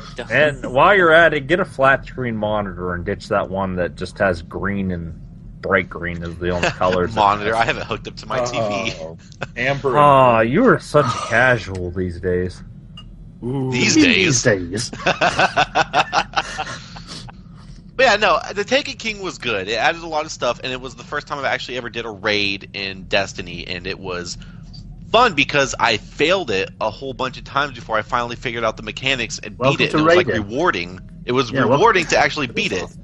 Welcome to raiding. Congrats. So I really enjoyed that. So I mean, if you play Destiny and you were kind of like meh, which a lot of people were, the shooting mechanics of Destiny are solid. There's just people mainly complain about story. Also, Dinklebot's gone, so no more Peter Dinklage. It's all voiced by Nolan North now. So What the hell? yeah, Nolan North voices your ghost, which he does a pretty good job of it. So Yeah, but he's in everything. Yeah, I was like, what He is really this? is. But yeah, that's a funny thing. I was talking to one of our SWTOR fans, Jay Connell, while I was out working, and he was talking to me about how Nolan North replaced him as the voice actor for the Ghost, and I was like, "Oh, Nolan North is in SWTOR," and he goes, "Really?" And he's like, "Who is he in SWTOR?" And I'm like, "He's the voice of the male consular," and he's like, "Oh, that's really bad. He's the voice of my main character, and I didn't know that." well, no, that's really good because he has so many. He can change his voice. So it's No, he just sounds like Nolan North and everything. Yeah, well, but people like that. People like that. He's got that he does librarian voice where he's like, Oh. "Oh my, I'll go see to that right now at the Jedi Council." Also, Nathan Fillion, he does a pretty main part in The Taken King, and it's pretty funny. He's a pretty funny Oh, that's character in cool. The I Taken wish they King. would cast Nathan Fillion as Nathan Drake, but they won't do that because he's too old, and that's a bad move. Come up with a Firefly MMO. Oh, wait, there isn't you go. that hasn't that been? Oh my God, I'll teased? be in my Isn't that a bunk. thing? Yeah. I thought there was a Kickstarter Yeah, for it, isn't- too. Yeah. There's something about a Firefly MMO. I'm pretty sure. There's an MMO called Firefly MMO. Firefall. No, That's the only No, MMO not that one, I will that's play that, Maury. You will not have to worry about sending me armor and me not accepting it if Well, there's honestly- a Firefly MMO. Firefly is kind of rubbish. So Wait, have you watched it? I watched Serenity. No. Oh my no. god, that doesn't count. Yeah, that don't count. Watch No, it the totally show. counts. I am a leap in the No, wind. no. Only Watch the have show. one season. Yes, Yeah, it it was only had canceled. one season. It, And it the got mo- canceled it had- midway through the season, too. It had Adam Baldwin. Canceled midway didn't it? through. Yes, it did. Because And they then aired it in the wrong And, like, order. the last 6 episodes Yes. were never aired. Yeah. Right, they never aired them, but then the movie kind of it ties up the Ended story for all Yeah. the fans. All right. Yeah, but that was all. Okay. Anyways. Well, I Not- mean, not Nathan Fire. Fillion's But- always had a big. He's always had a big impact with Bungie because I mean, Halo 3 ODST. The ODSTs are all voiced by characters from Firefly, I believe. Yeah, I did not know that, but That's that's Yeah. a great probably game a now, just fact because of Mac that. just made up. I didn't know. It's Unlike my true. Amazing Christmas ones at the Speaking of beginning of the show. Nathan Fillion's in Halo 5 as well too. He's just on all my games I'm playing. Speaking of making things up, I'm going to turn over to Lou. Why don't you tell us about Guild Wars 2 Heart of Thorns, Lou? Well, yeah, I played Guild Wars. I mean, I'm a huge Guild Wars fan. The get-go when they first came out years ago. And the latest expansion that came out, Heart of Thorns, I purchased it. I haven't played it yet. I still, I was yeah, going to ask you how it was because Yeah, you I had what was it, a ranger? Yeah, because I actually have a bunch of characters. I have a elementalist, I have a ranger, I have a necro, and a mesmer. Okay, cool. That I have, and I'm just dying. I just can't wait to try that out one of these days when I get around to it. Yeah, I was a big Guild Wars fan. Like Guild Wars 1, I had like 3 accounts. I had max level characters for everything and just had different builds. And so, what's that? There's lies. There's no way you got to endgame in any MMO ever.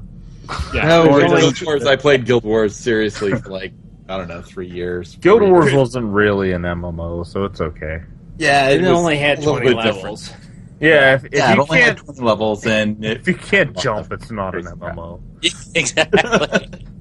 But you know, Guild Wars 2 was a lot of fun. But I like hit max level with one character, and then I never actually did it with my Mesmer, which is the character that I always loved in Guild Wars 1. You know, I hit max level with my Ranger as well. And then it was like, well, now I just don't have a lot that I necessarily want to do, so I ended up leaving the game. I was hoping that this is something, right? You know, this expansion would bring me back in to say I want to play it again. Guild Wars 2 was the prime example of a game where the end game was PvP. Like, the fun part of the game was the leveling. Yeah, and then you end up just in that. Well, it's the world on world versus the first one was the world versus world versus world, which the whole thing was just like a big Zerg fest. Right. If you weren't in the army, you got plowed down by a giant group of people. Yeah, or if you couldn't find the army fast enough, you got destroyed by another roaming army. I did actually spend a little bit of time playing Heart of Thorns. I didn't play in the new zones or anything, but I played a Revenant. Oh, sweet. How'd you like it? I think that they did a really good job at integrating the Revenant into the existing Guild Wars 2 game. Like, it feels like a fresh class. And the animations and stuff are flawless. Plus, I actually decided to play an Asuran as the Revenant, which is the first time I played one of them, so I look like a little Dobby hopping around. He's a sook!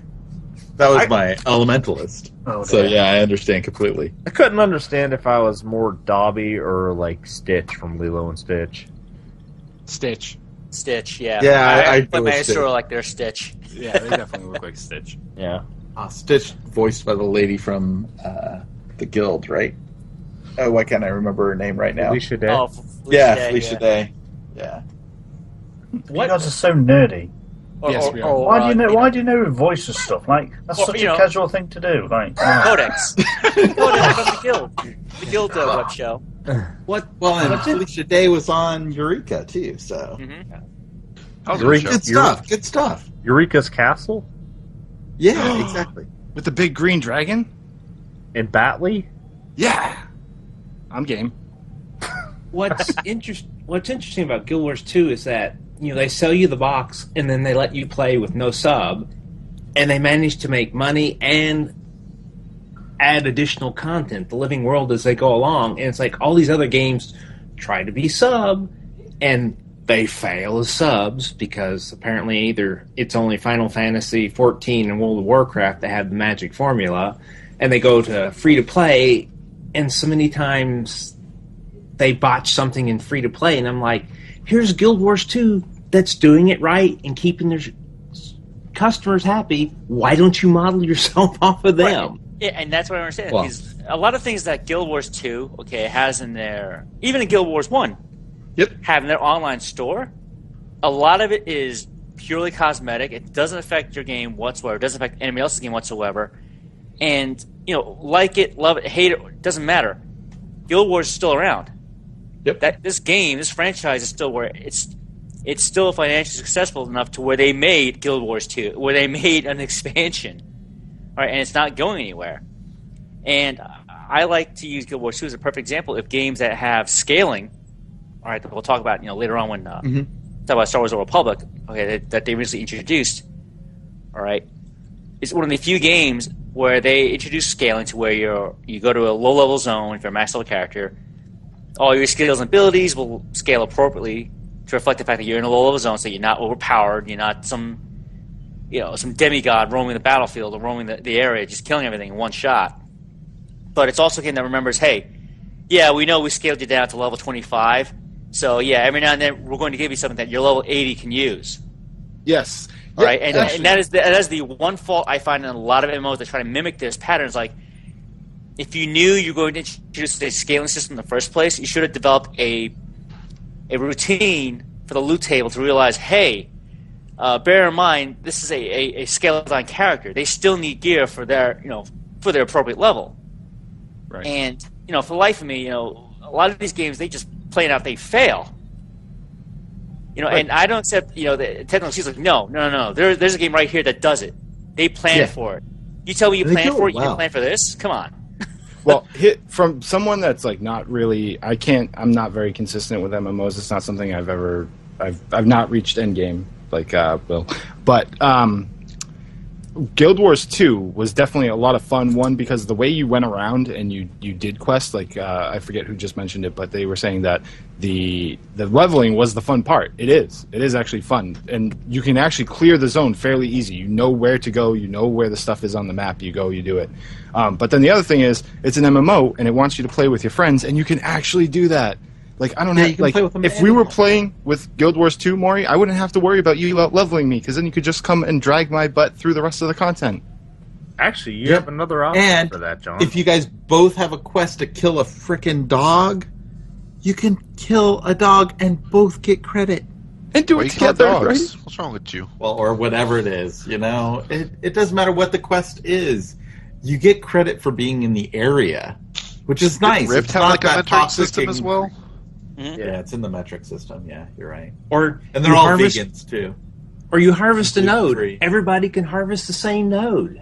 Yeah. Oh wow! So it's like it's it's competitive, but it's not competitive in such a way that it creates a toxic event where because somebody clicked on something faster that you feel like you missed out on an opportunity.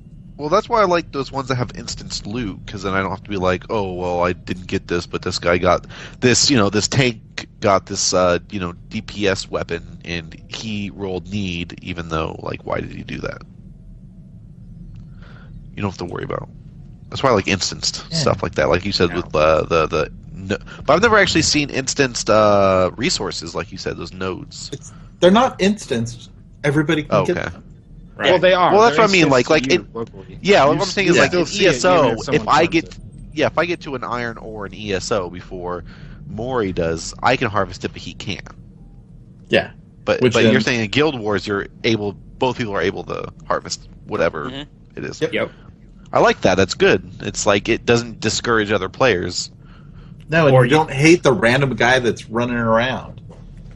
Random bots. He's not in the group with you. He's not in chat with you. He's just some guy that steals everything. Or he's waiting for you to be involved with the mobs that the devs never inevitably place around the resource node. So you're busy killing crap to get to it, and he runs up and just takes it. Yeah, that's the biggest grievance I ever have. Is like, I got to kill this thing to harvest this, and then I'm killing the thing, and someone runs up. That's the only time that I bring out the bashing stick in zone chat when someone does that to me. It's the most annoying thing. It's like five guys waiting to tag a spawn as soon as it comes up. Because only the first person to tag it gets credit. All right, so Lou, I see that you have another BioWare game on your list here. So you've been replaying through the Mass Effect series, right? Because BioWare did release a little teaser trailer for Mass Effect Andromeda. All right, if you haven't seen it yet, take a look at it. It's not that long. And, it's got Jennifer Hale, who is the femme shep of the ME series, if you play Commander Shep as a female. And it's like she's giving a little speech like you would see on the Voyager series, spacecraft. Okay, that kind of like, hey, this is a message for you, for the future generation, blah, blah, blah. And because of that, hey, you know what, I'm inspired. I'm playing the entire series over again, in the hopes that, hey, in the other previous games, you could import your saves and affect the course of that next game that came out. I would kind of expect that they're going to do that like they did with the Dragon Age Keep, because it's going to be on the new platforms. It's Mhm. probably going to be where they're going to set up a website where you can go in there and decide all your decisions from the previous Mass Effects. Well, it's supposed to be far enough out that, Shepard's long since gone, so they can write however they want. Exactly. So I'm really excited for that because I do love the Mass Effect games. All right, for those of you who haven't played before, definitely if you like BioWare storytelling and the way BioWare does their games, definitely check the series out. Though I'm actually replaying Mass Effect 1 just when you get in Mass why Effect would you 1 do and that to yourself? and you go to a planet, try to be careful around your computer when you're driving the Mako. Yeah. Physics-based vehicles that are like rubber balls will make you want to punch your fist through your monitor. Right, yeah. Oh my god, yeah. Yeah, Mass Effect 1 I have so much issues with because I have an AMD GPU, so like there's this certain part like in the Mass Effect games where like all of a sudden the screen will go black, and you have to actually edit like in the settings, like some like brightness setting or something like that. In order to actually video card, because the modern AMDs don't do that. Yeah, my video card's up to date. Wait, hold on. You it's don't an even issue have a with Mass computer Effect 1. set up, and you have an up-to-date video card? This was like a year ago or a year or so when I was playing Mass Effect 1. So I wanted to do a playthrough because I have Mass Effect 2 and 3 as well. So I wanted to play 1 to 2 to 3, and then I realized, I have 1 and 2 on Steam, but 3 I have on Origin, and for some reason my 2 saves don't go over to my 3 because it's on Origin. But yeah, so. Yeah. Alright, so then I'm going to go ahead and move on over to Pallais. What have you been up to over the last year? Mostly playing some not mainstream games. I tend to back some Kickstarter games. I backed Wasteland 2, Torment Tides of Numenera, because I love Planescape Torment, and Dreamfall Chapters, because I love The Longest Journey and Dreamfall. Games, yeah. Yeah, and today the 4th book of Dreamfall Chapters came out, and they had upgraded the Unity engine from 4 to 5, and everybody's raving about it, so it's like, I really want to get in. I love that style of adventure game. I mean, there's some puzzles. I mean, they're not the ones where, this was obvious to the developer and no one else in human existence, but they are actually solvable. So it's, I just enjoy that type of game. I love the old Infocom text adventures. And cool, like Zork? Or Zork, yeah. Oh, awesome. I loved Zork when I was growing up. I mean, I have an original... Yeah, I have an no idea original what you guys are talking Zork pre-Infocom. I used to collect all this stuff. I have the spaceship Starcross, the big plastic face mask, suspended, and things like that. So awesome. That is cool. Yeah. I mean, I literally, my first computer was a CPM computer, so... That's what Mac's running now. I don't even know what a CPM computer is. Yeah, I was just going to say, me and Mac are too young for this conversation. Right, I'm over 50, so... I can tell you kids to get off my virtual lawn if I want, but... Yeah, exactly. No, don't say lawn. Say, get off my land! Before the little virtual paperboy comes pedaling by and breaks your window. Little computer people. I played the Paperboy game on the NES. I was going to say my first computer was a Wang, so... Oh, God. Wow. That takes me back. Is that what they used to call Wii back in the day? It's one person. Wang. Wang, yeah. Wang word processing. It was a standard. I mean, before Microsoft Word. Yeah. Perfect. Let's just say a long time ago. Yeah. In a galaxy far, far away. Far away. Yes. Be glad you're not back there. Nope. I agree. Another game I've been playing a lot of is Black Mesa. When Valve originally created Half-Life 2 a decade ago, they took the original game and ported it. They didn't update it. They just did a simple conversion to show, hey, all you people that did Half-Life mods, it's easy to bring your stuff over. Well, soon after that, some people said, we really don't like you just changing it. We want to redo the game using the full features of the then Source engine. So for pretty much the last decade, this group has been working on a total conversion of Half-Life into the new Half-Life 2 engine. And Valve has been very supportive of that. In fact, they had reached a point where Valve said, we've made a lot of changes, and the free version isn't probably going to get you where you want to go. So we're going to give you a free license to the version of the source engine that we sell and allow people to use to create publishable games. And we're going to allow you to sell your mod on Steam and make money because we want to reward your efforts. We love what you do. And you know, it's one of the cool things about Valve, how they support communities, and it's Half-Life. It is the core game. They're allowing someone to convert it and make money off of it. You know, how many other game companies? I mean, not even Blizzard does that. Blizzard, like, you know, if you start a World of Warcraft emulator or something like that, they try to sue the shit out of you. Yeah, Blizzard went to court trying to take Dota. Right. So... Yeah. You know, it is cool to see that, and I just love supporting these folks and seeing what fans do when they love a game and they're trying to be faithful but bring it up to the current graphic standards. And then for me, I'm also an MMO gamer. I spend a lot of time playing World of Warcraft. I'm in a raiding guild and we're doing heroic raids, so I do that, 2 nights a week. And I've played WoW since vanilla, so it's kind of like the eternal MMO. It's the chicken noodle soup. You know, when I don't have anything else to do, I know I can go get into WoW and putter around and do stuff.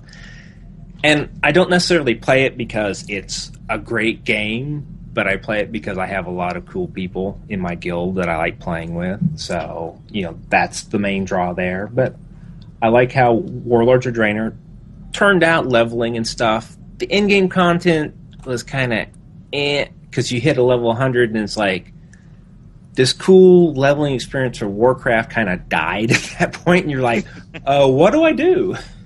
So they didn't have your typical in-game rating and other, doing the dungeons, those kind of things. Well, what building happened up your guy more? In Mists of Pandaria, they had decided to do the in-game zone as all dailies, and it was insane.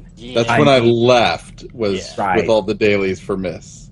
Right, because they would actually gate 2 reputations behind another one. So you had to grind your way to Revered, and that was like, you do one quest hub for a while till you get enough rep to do a second quest hub, then you do the 2 until you got enough rep to do the third, and then once you got all 3 going and got high enough, then you could start 2 other reputation grinds, and it was just a mess. And then, being Blizzard, they decided, in the next patch in this, that they would do one where you do some rep, and then they give you a nice little chunk of story. And that was very well received. It's like, hey, I can grind some. It maybe takes me a half hour. Every couple of days, I get a chunk of story. That was fun. And I'd move along, and, in a couple of weeks, I'd be at max level, the rep. Then they decided, no one likes dailies, so what we're going to do is do just random grinding on the Timeless Isle. And you just go kill mobs, and they drop catch-up tokens so that you just click on it, and it would turn into gear based on your current spec. And that's how you caught up to do the looking for group rating and stuff. And so then they decided in Warlords, dailies were just terrible, and the Timeless Isle was so successful, we're just going to make all of Warlords like that. You're just going to go to areas, grind out this alternate currency because, our existing alternate currencies weren't good enough, and we had to get rid of them, but we really still need an alternate currency, so we're going to call it crystals so that you can get random gear to fill in the slots that you didn't get drops in the dungeons. And it was just like, oh God. And people were like, they wanted, some dailies are nice because at least it gives you some direction to go if you log in. It's like, maybe I'll go do these 5 dailies and stuff. And so people felt like the only thing they had to do was either do some mindless grinding for rep, which didn't seem like it was very rewarding, or do the the LFR rating, and that was basically it. And there was only 2 major patches in the game. Well, there was a middle one, but the biggest the biggest part of that middle patch was a selfie camera, so you could take screenshots of your character. Yeah, that is true. Really? Is that something that you need in an MMO? Like, it is a selfie camera. It's actually Well, you take the screenshot, it's actually from the point of view. You see like your character's arm and them holding it out like they're holding a phone and taking a picture of themselves. So it's like in GTA 5 when you pull out your phone and take a selfie. Right, and you can post it to Twitter, literally. Actually, it was probably added to WoW because of GTA 5, how they steal things from every game. Yeah, Right. that's true.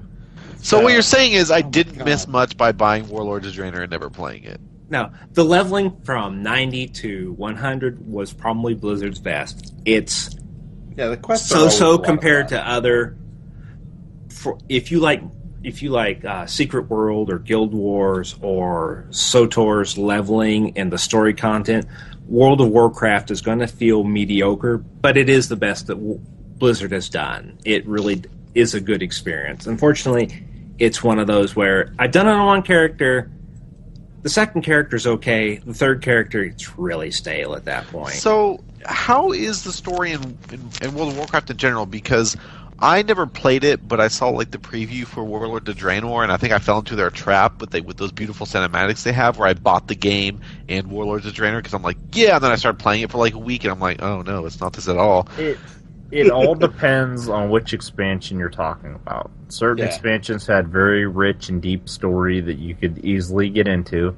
I think that the earlier on stuff was the most compelling when it was straight up Horde versus Alliance, and then later on you started working with the other faction, and it just wasn't as intriguing to me.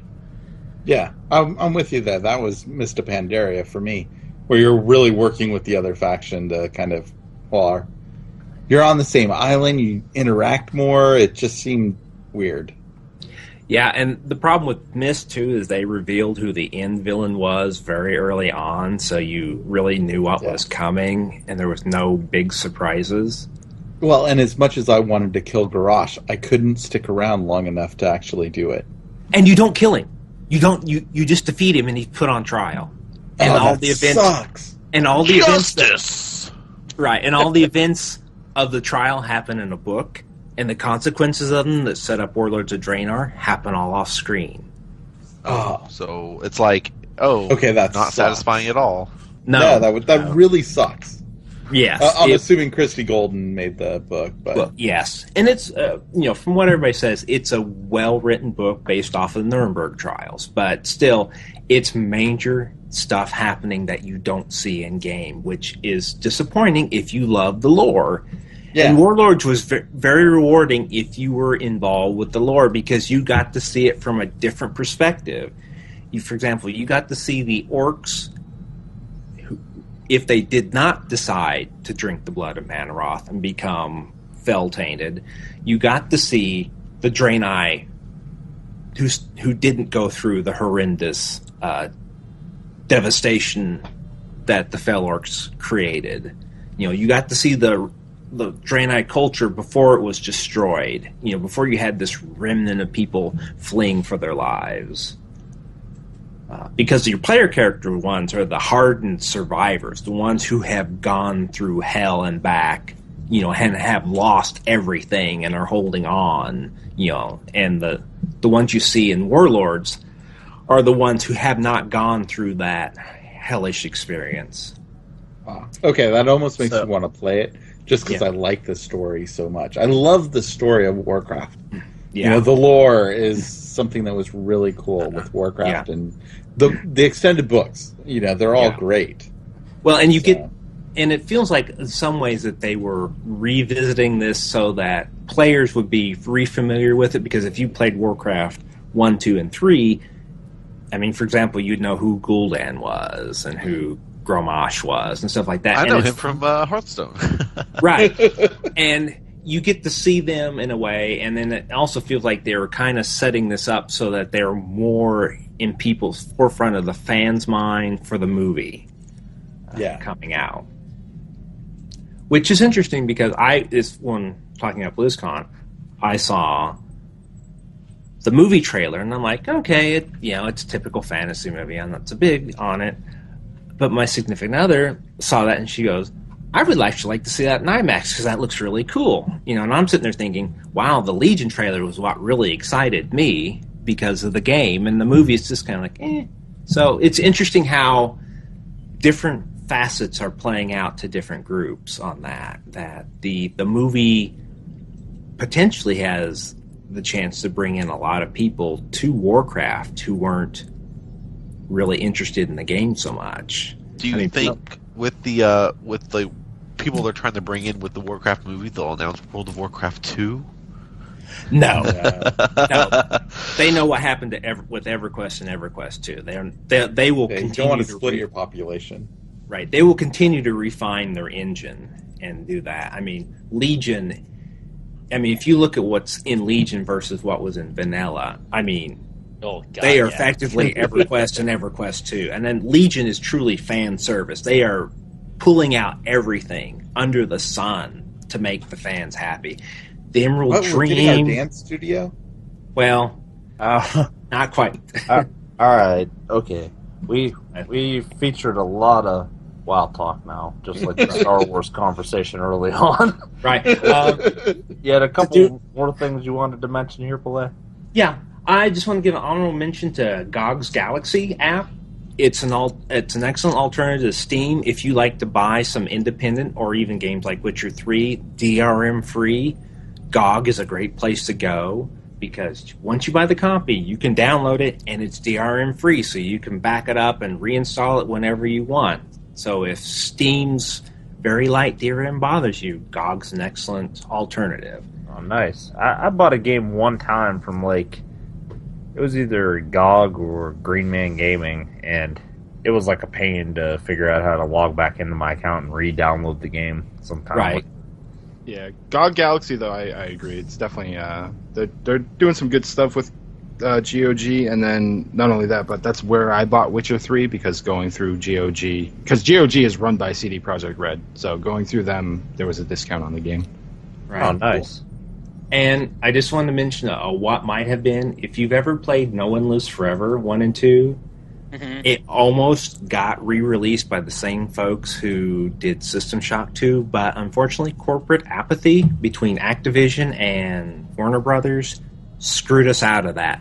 And those, if you can find copies of those two games, grab them and see if you can get them running, because they are wonderful spoofs of the old 60s spy movies with some great dialogue. I mean, dialogue that will make some RPGs sit down and cry.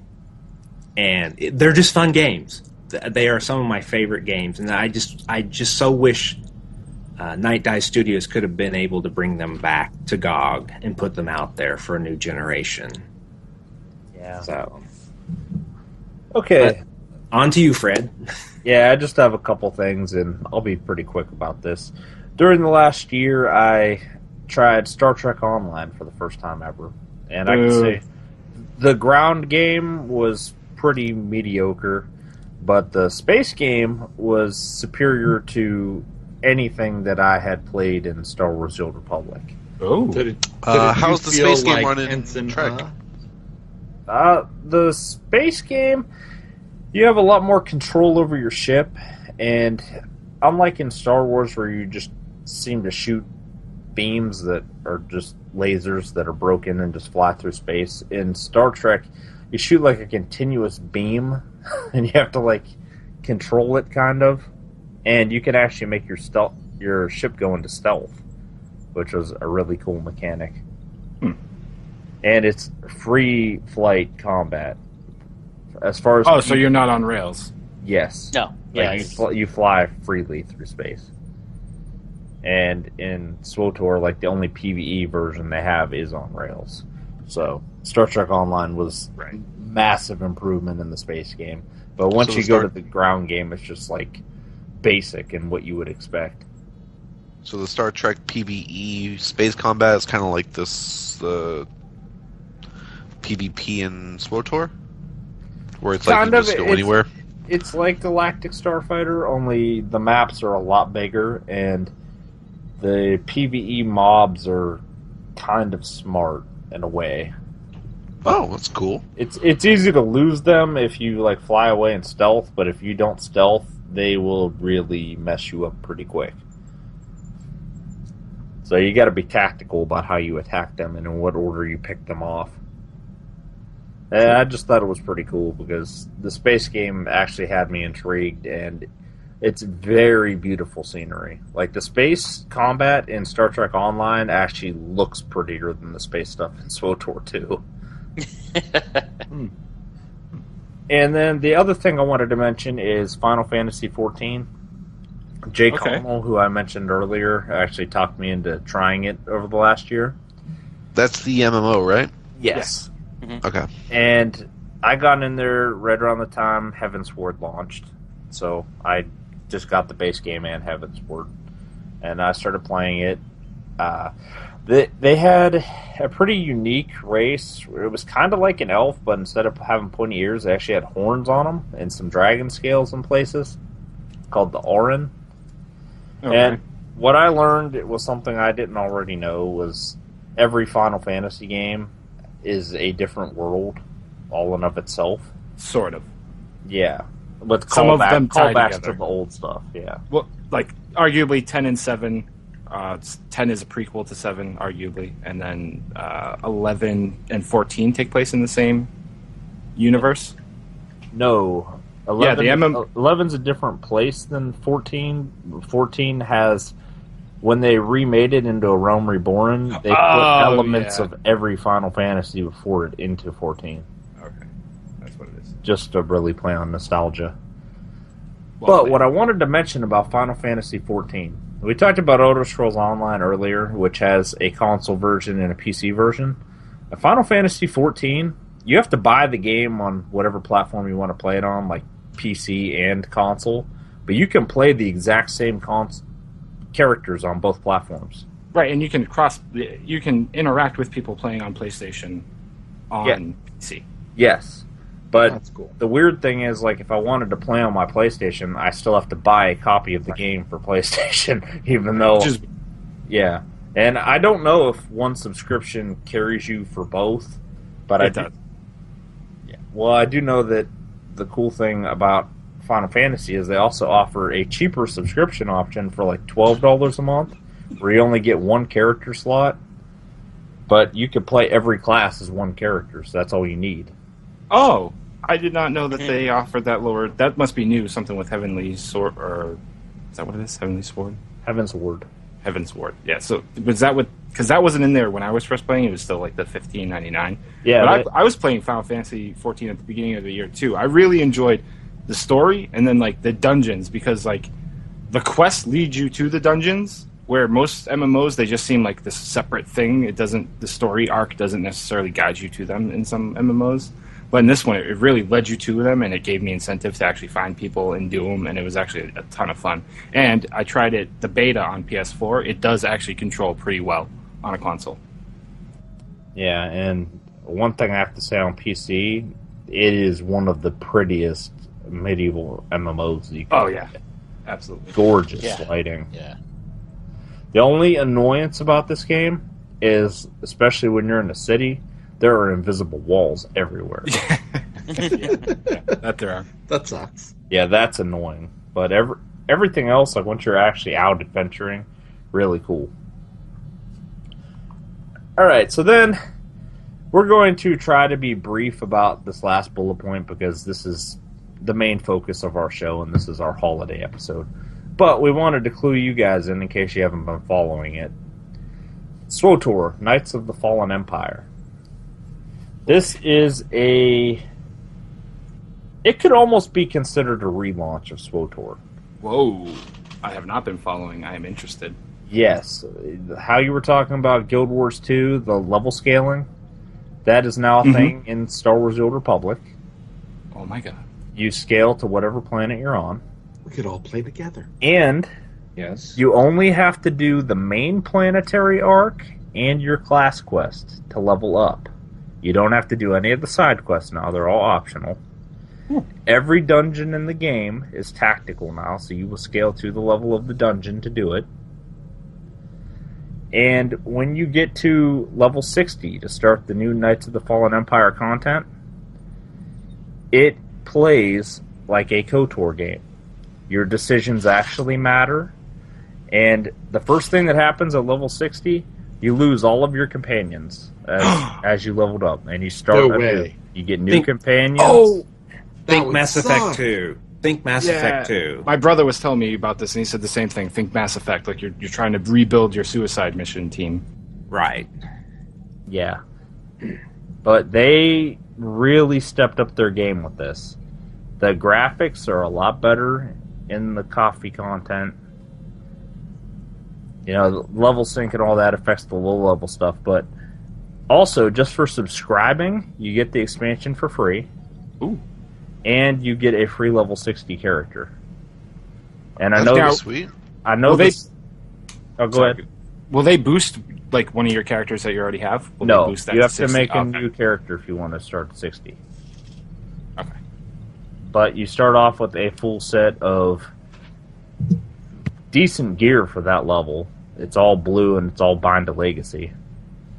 I was gonna say regatta gear, so I could sound like I knew what I was talking about because I was old school Star Wars Republic, but Regatta, yeah, but I'm sure Well- that's like not relevant anymore.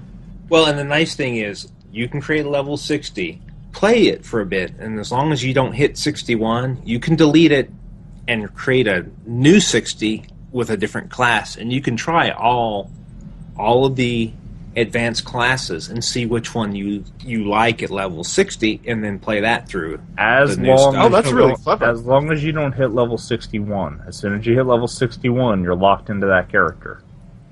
That's a kinda cool. really interesting system. But the way that this is also going to work, right now the first 9 chapters are in the game. There's going to be 16 chapters total.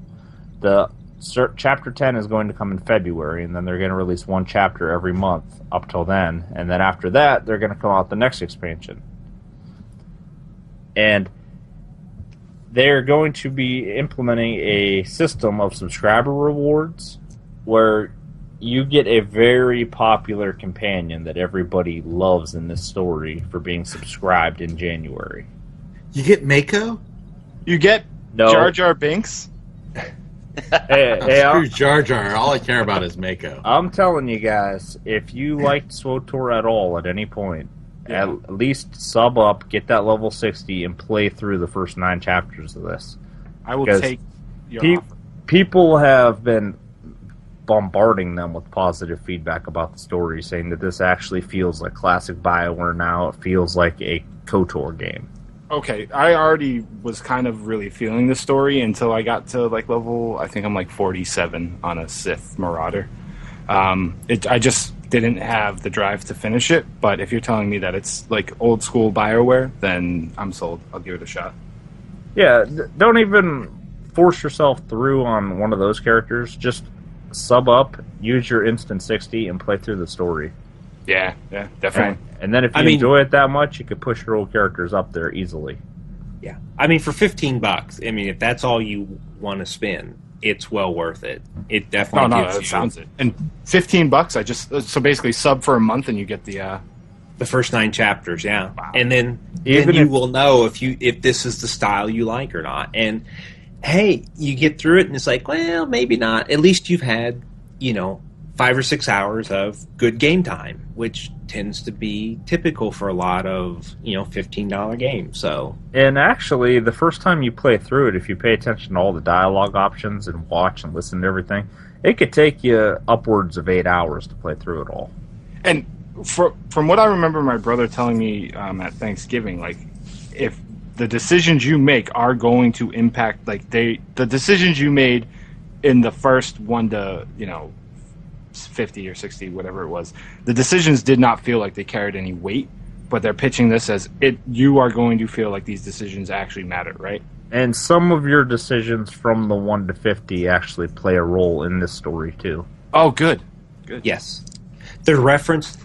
Of course, we can't see all the consequences of the first 9 chapters yet because there's 10 through 16 to come, and they're saying that some of those decisions are coming, and they've specifically referenced at the end of chapter 10, the one they're releasing in February, you will see one of the consequences of your decisions. You will know what happened. Mm-hmm. So that's so good. The kid that you save or kill comes back. Yeah. And also just for subbing up that 1 month, you keep the first 9 chapters, even if you unsub. And it is a free to play game, and you'd be actually preferred access, and you could go in and play the other stuff. You could have 6 free character slots, and dink around with the other classes in the classic story and enjoy that. I recommend not reading anything on the SWTOR site right now, because some of those incentives they just announced will be major spoilers for you. Okay. But play through this sooner rather than later, and then if you enjoy this, you may want to be subbed up in January to get what they're offering. So is this out now? Yes. Yes. This is out. Cool. Okay. Yeah. Okay, well, I'm very interested. I think that's about all we need to mention about that. We have been at this for 2.5 hours now. So I think it's time we close out the show. No way, we can do another 2.5. So, guys, go ahead and, in the order of our notes here, go ahead and say your good nights, Merry Christmas wishes, and where people can find you. All right, so I guess that means I'm first. So I just want to say to everyone here, once again, I know I mentioned it in the email, but thanks for the invite. This was a lot of fun. It was great getting on the call and talking to you guys again about games. It's stuff we love to do. A few months back, huge shout out to the Star Wars Beyond the Stars guys. You guys have been holding the flame alight for our group here, thanks to no fault of my own.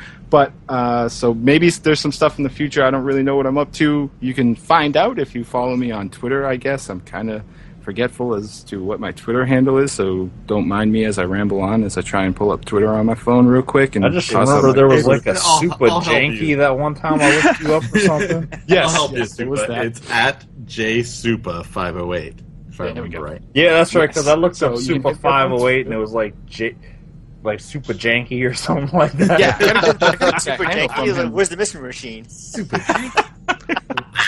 But, so, to your listeners, sorry that they invited us on, but have a Merry Christmas, a Happy Holidays, enjoy time with your family, enjoy time away from work, and being able to enjoy some of the games and the hobby that we all enjoy so much. Oh, you would be surprised, John. Some of those listeners out there are your old listeners from the core. We absorbed them during last year's Christmas episode. Like a twin in the womb. Awesome. John is still alive, see? Exactly. Or did we pre-record this last year? Dun, Dun, dun, dun. Okay, we did talk about games that just came out. All right, wait, Just way like to ruin that, it. just like that one Tupac song on the Chappelle Show. So, to keep the illusion up, do we turn it over to Moriq? Yes, we turn it over to Moriq now.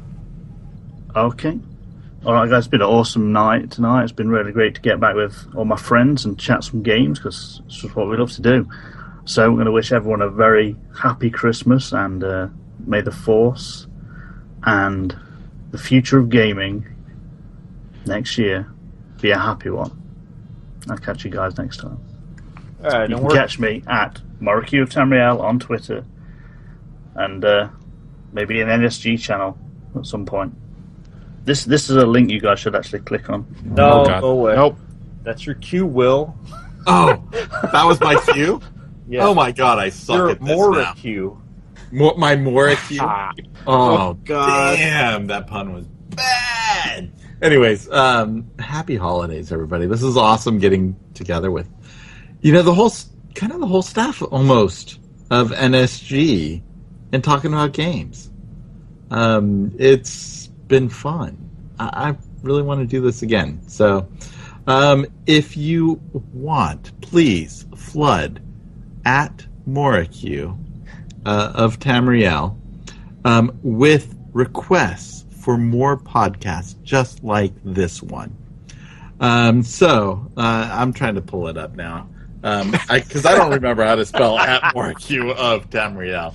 Oh, I got this. M-O-R. It's at You got it? MORICUOFTAMRIEL. That's okay. Excellent. People know where to find him because he's been on our show a couple times. Just follow hashtag I live more. Yep. Which, by the way, guys, if you guys actually play through the coffee story, you're welcome to make guest appearances on our show. Ooh. Nice. You know, that gives me something to do now, other than play Smite. Like, sorry, Mac, there's no console version of coffee yet. You're gonna have to set up your PC. But if you want to reach me, I'm actually, half into gaming still. I've become a little bit more casual. I'm actually customizing guitars now. So, I posted a Twitter post earlier at Sovereign, which is SOVRUN, with the bands getting back together, and I'm actually working on a guitar. So I thought it was apropos to throw in a guitar with some electronics that I'm replacing in it. But I'm actually starting to build custom guitars. So I've got a workshop in my basement that I've set up. I'm basically doing it from raw wood to slowly right here. God, Supa, you got to bring back the core. This man got a real life hobby now. Right? I know. You've got to fix this. Jeez, Can you make me play some games again? I'm sorry, My Will. bank account is actually back. flush with money because I'm not buying all these games. And mistakes have been made. I know. Mistakes have been made. I may lose a finger because it's all, jointers and planers and bandsaws that I'm working with. Stop making up words. You guys got to play through coffee together. Okay. I may. I was into it. Like I said, I think love I'm still subbed. So, but I mean, if that's probably true, Max subbed. But hit me up on Twitter if you do want to chat about Smite at all. Otherwise, I'll see you at the Smite World Championships. Max is going to come back to a whole horde of cartel coins. No, I don't know what to spend them on. I'll just buy packs. That's what I always do. Sweet. All right, so I guess that's to me then. Again, thank you for inviting me in. It's actually meant a lot to be able to do this again. I've really missed it, and so I want to give a thanks to the Beyond crew for hosting us and tolerating us for as long as they could. I'm surprised they made it over 2 hours. So you can find me on Twitter at Macardia. That's MAKARDIA, and I don't do anything interesting like make guitars or play games, or I kind of just I don't even have a Twitter. I just made that up. No, yeah, I sustain. No, I'm definitely gonna get my PC set up so Fred can stop giving me a hard time and everyone else, and I'll stop getting beat on the weekdays. You've been telling us that since last year's Christmas episode. Well, the difference is nothing. Lou, what's up with you? I know what it is, Mac. You don't want to set up your PC because you won't want to play on that Xbox again. No, I mean my PC doesn't have Halo. Oh God. It does. No, you know what? Do you know what I'll do? Windows version. You know what? Yeah, I'll do games through Windows, and I'll just plug my. Wait. That's what I'll do. What? No. There's a. You can stream your X. You can. I'm sorry, not get to Windows. You can stream your Xbox to your PC now. So. Oh yeah, they had a Halo version for games for Windows though, and you can still play it. You just can't save your game, so play through it all in one sitting. Can do. Roger, man. Oh wow, Roger.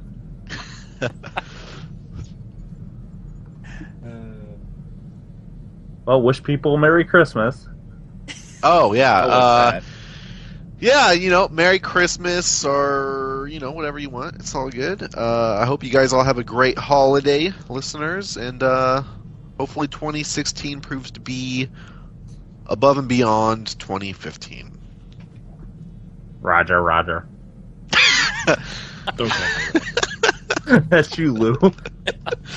As for me, first and foremost, I want to thank everyone from the NSG crew for coming over and hanging out with us tonight.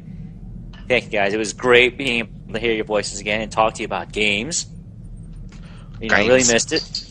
All types of games. Real-time strategy, MMOs, first-person, you name it, folks were playing it. And I really miss these conversations to where we just cover the whole breadth of the gaming community. And it's refreshing to hear that. And, it's wonderful to be able to have this opportunity to talk to you guys again. Exchange ideas, share thoughts again about games we played, games we want to play. And for one, we should do this again. We need to do this again soon. Yeah, because we need to get to the rest of your list, Lou. I'll be honest, there's a bunch of games on your list that I want to talk about that we didn't get to. So, I'm game for doing this every week. So, it'd be cool. Well, maybe we should discuss a potential project to come. Yeah, I think we should. I agree. Yeah. This has been too much fun to not let this happen again. So, who knows what 2016 has in store? Hopefully, by the time we do our third annual NSG holiday filler, it will involve more than one show being on NSG. Yeah, maybe we have shoved 2 shows into a vault room and they bred. Now we just got to decide which one's going in the wasteland to die.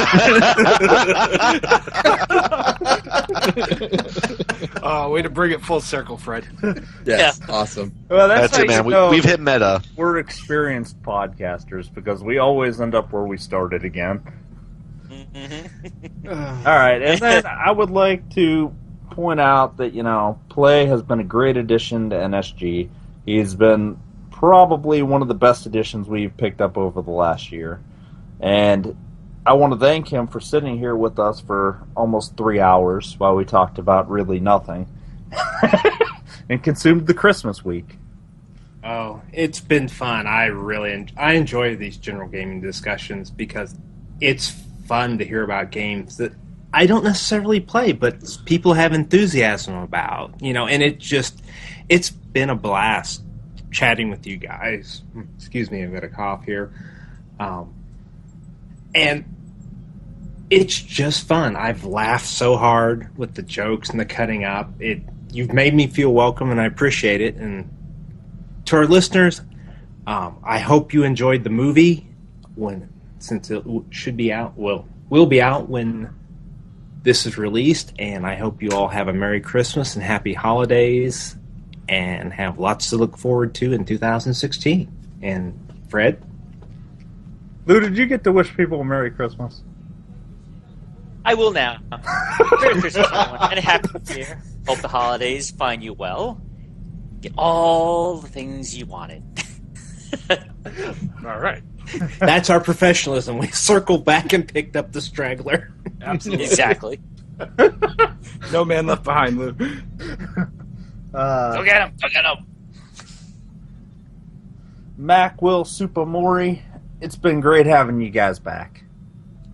Oh, yeah. Especially Thank you. Super. You've being been back kind a of little. AWOL for months, man. Yeah, I know. You gotta reach out to a brother once in a while, let us know you're still alive and kicking. Yeah. I thought you were dead. I bet a lot of people thought I was dead. If this episode wasn't going to be called the NSG Holiday Filler 2016, it would definitely be called Supa's Alive. or vice versa, Supa in memoriam. Yeah. Wow. Roger. All right, have a Merry Christmas, everybody. Good night, and we will see you all next year.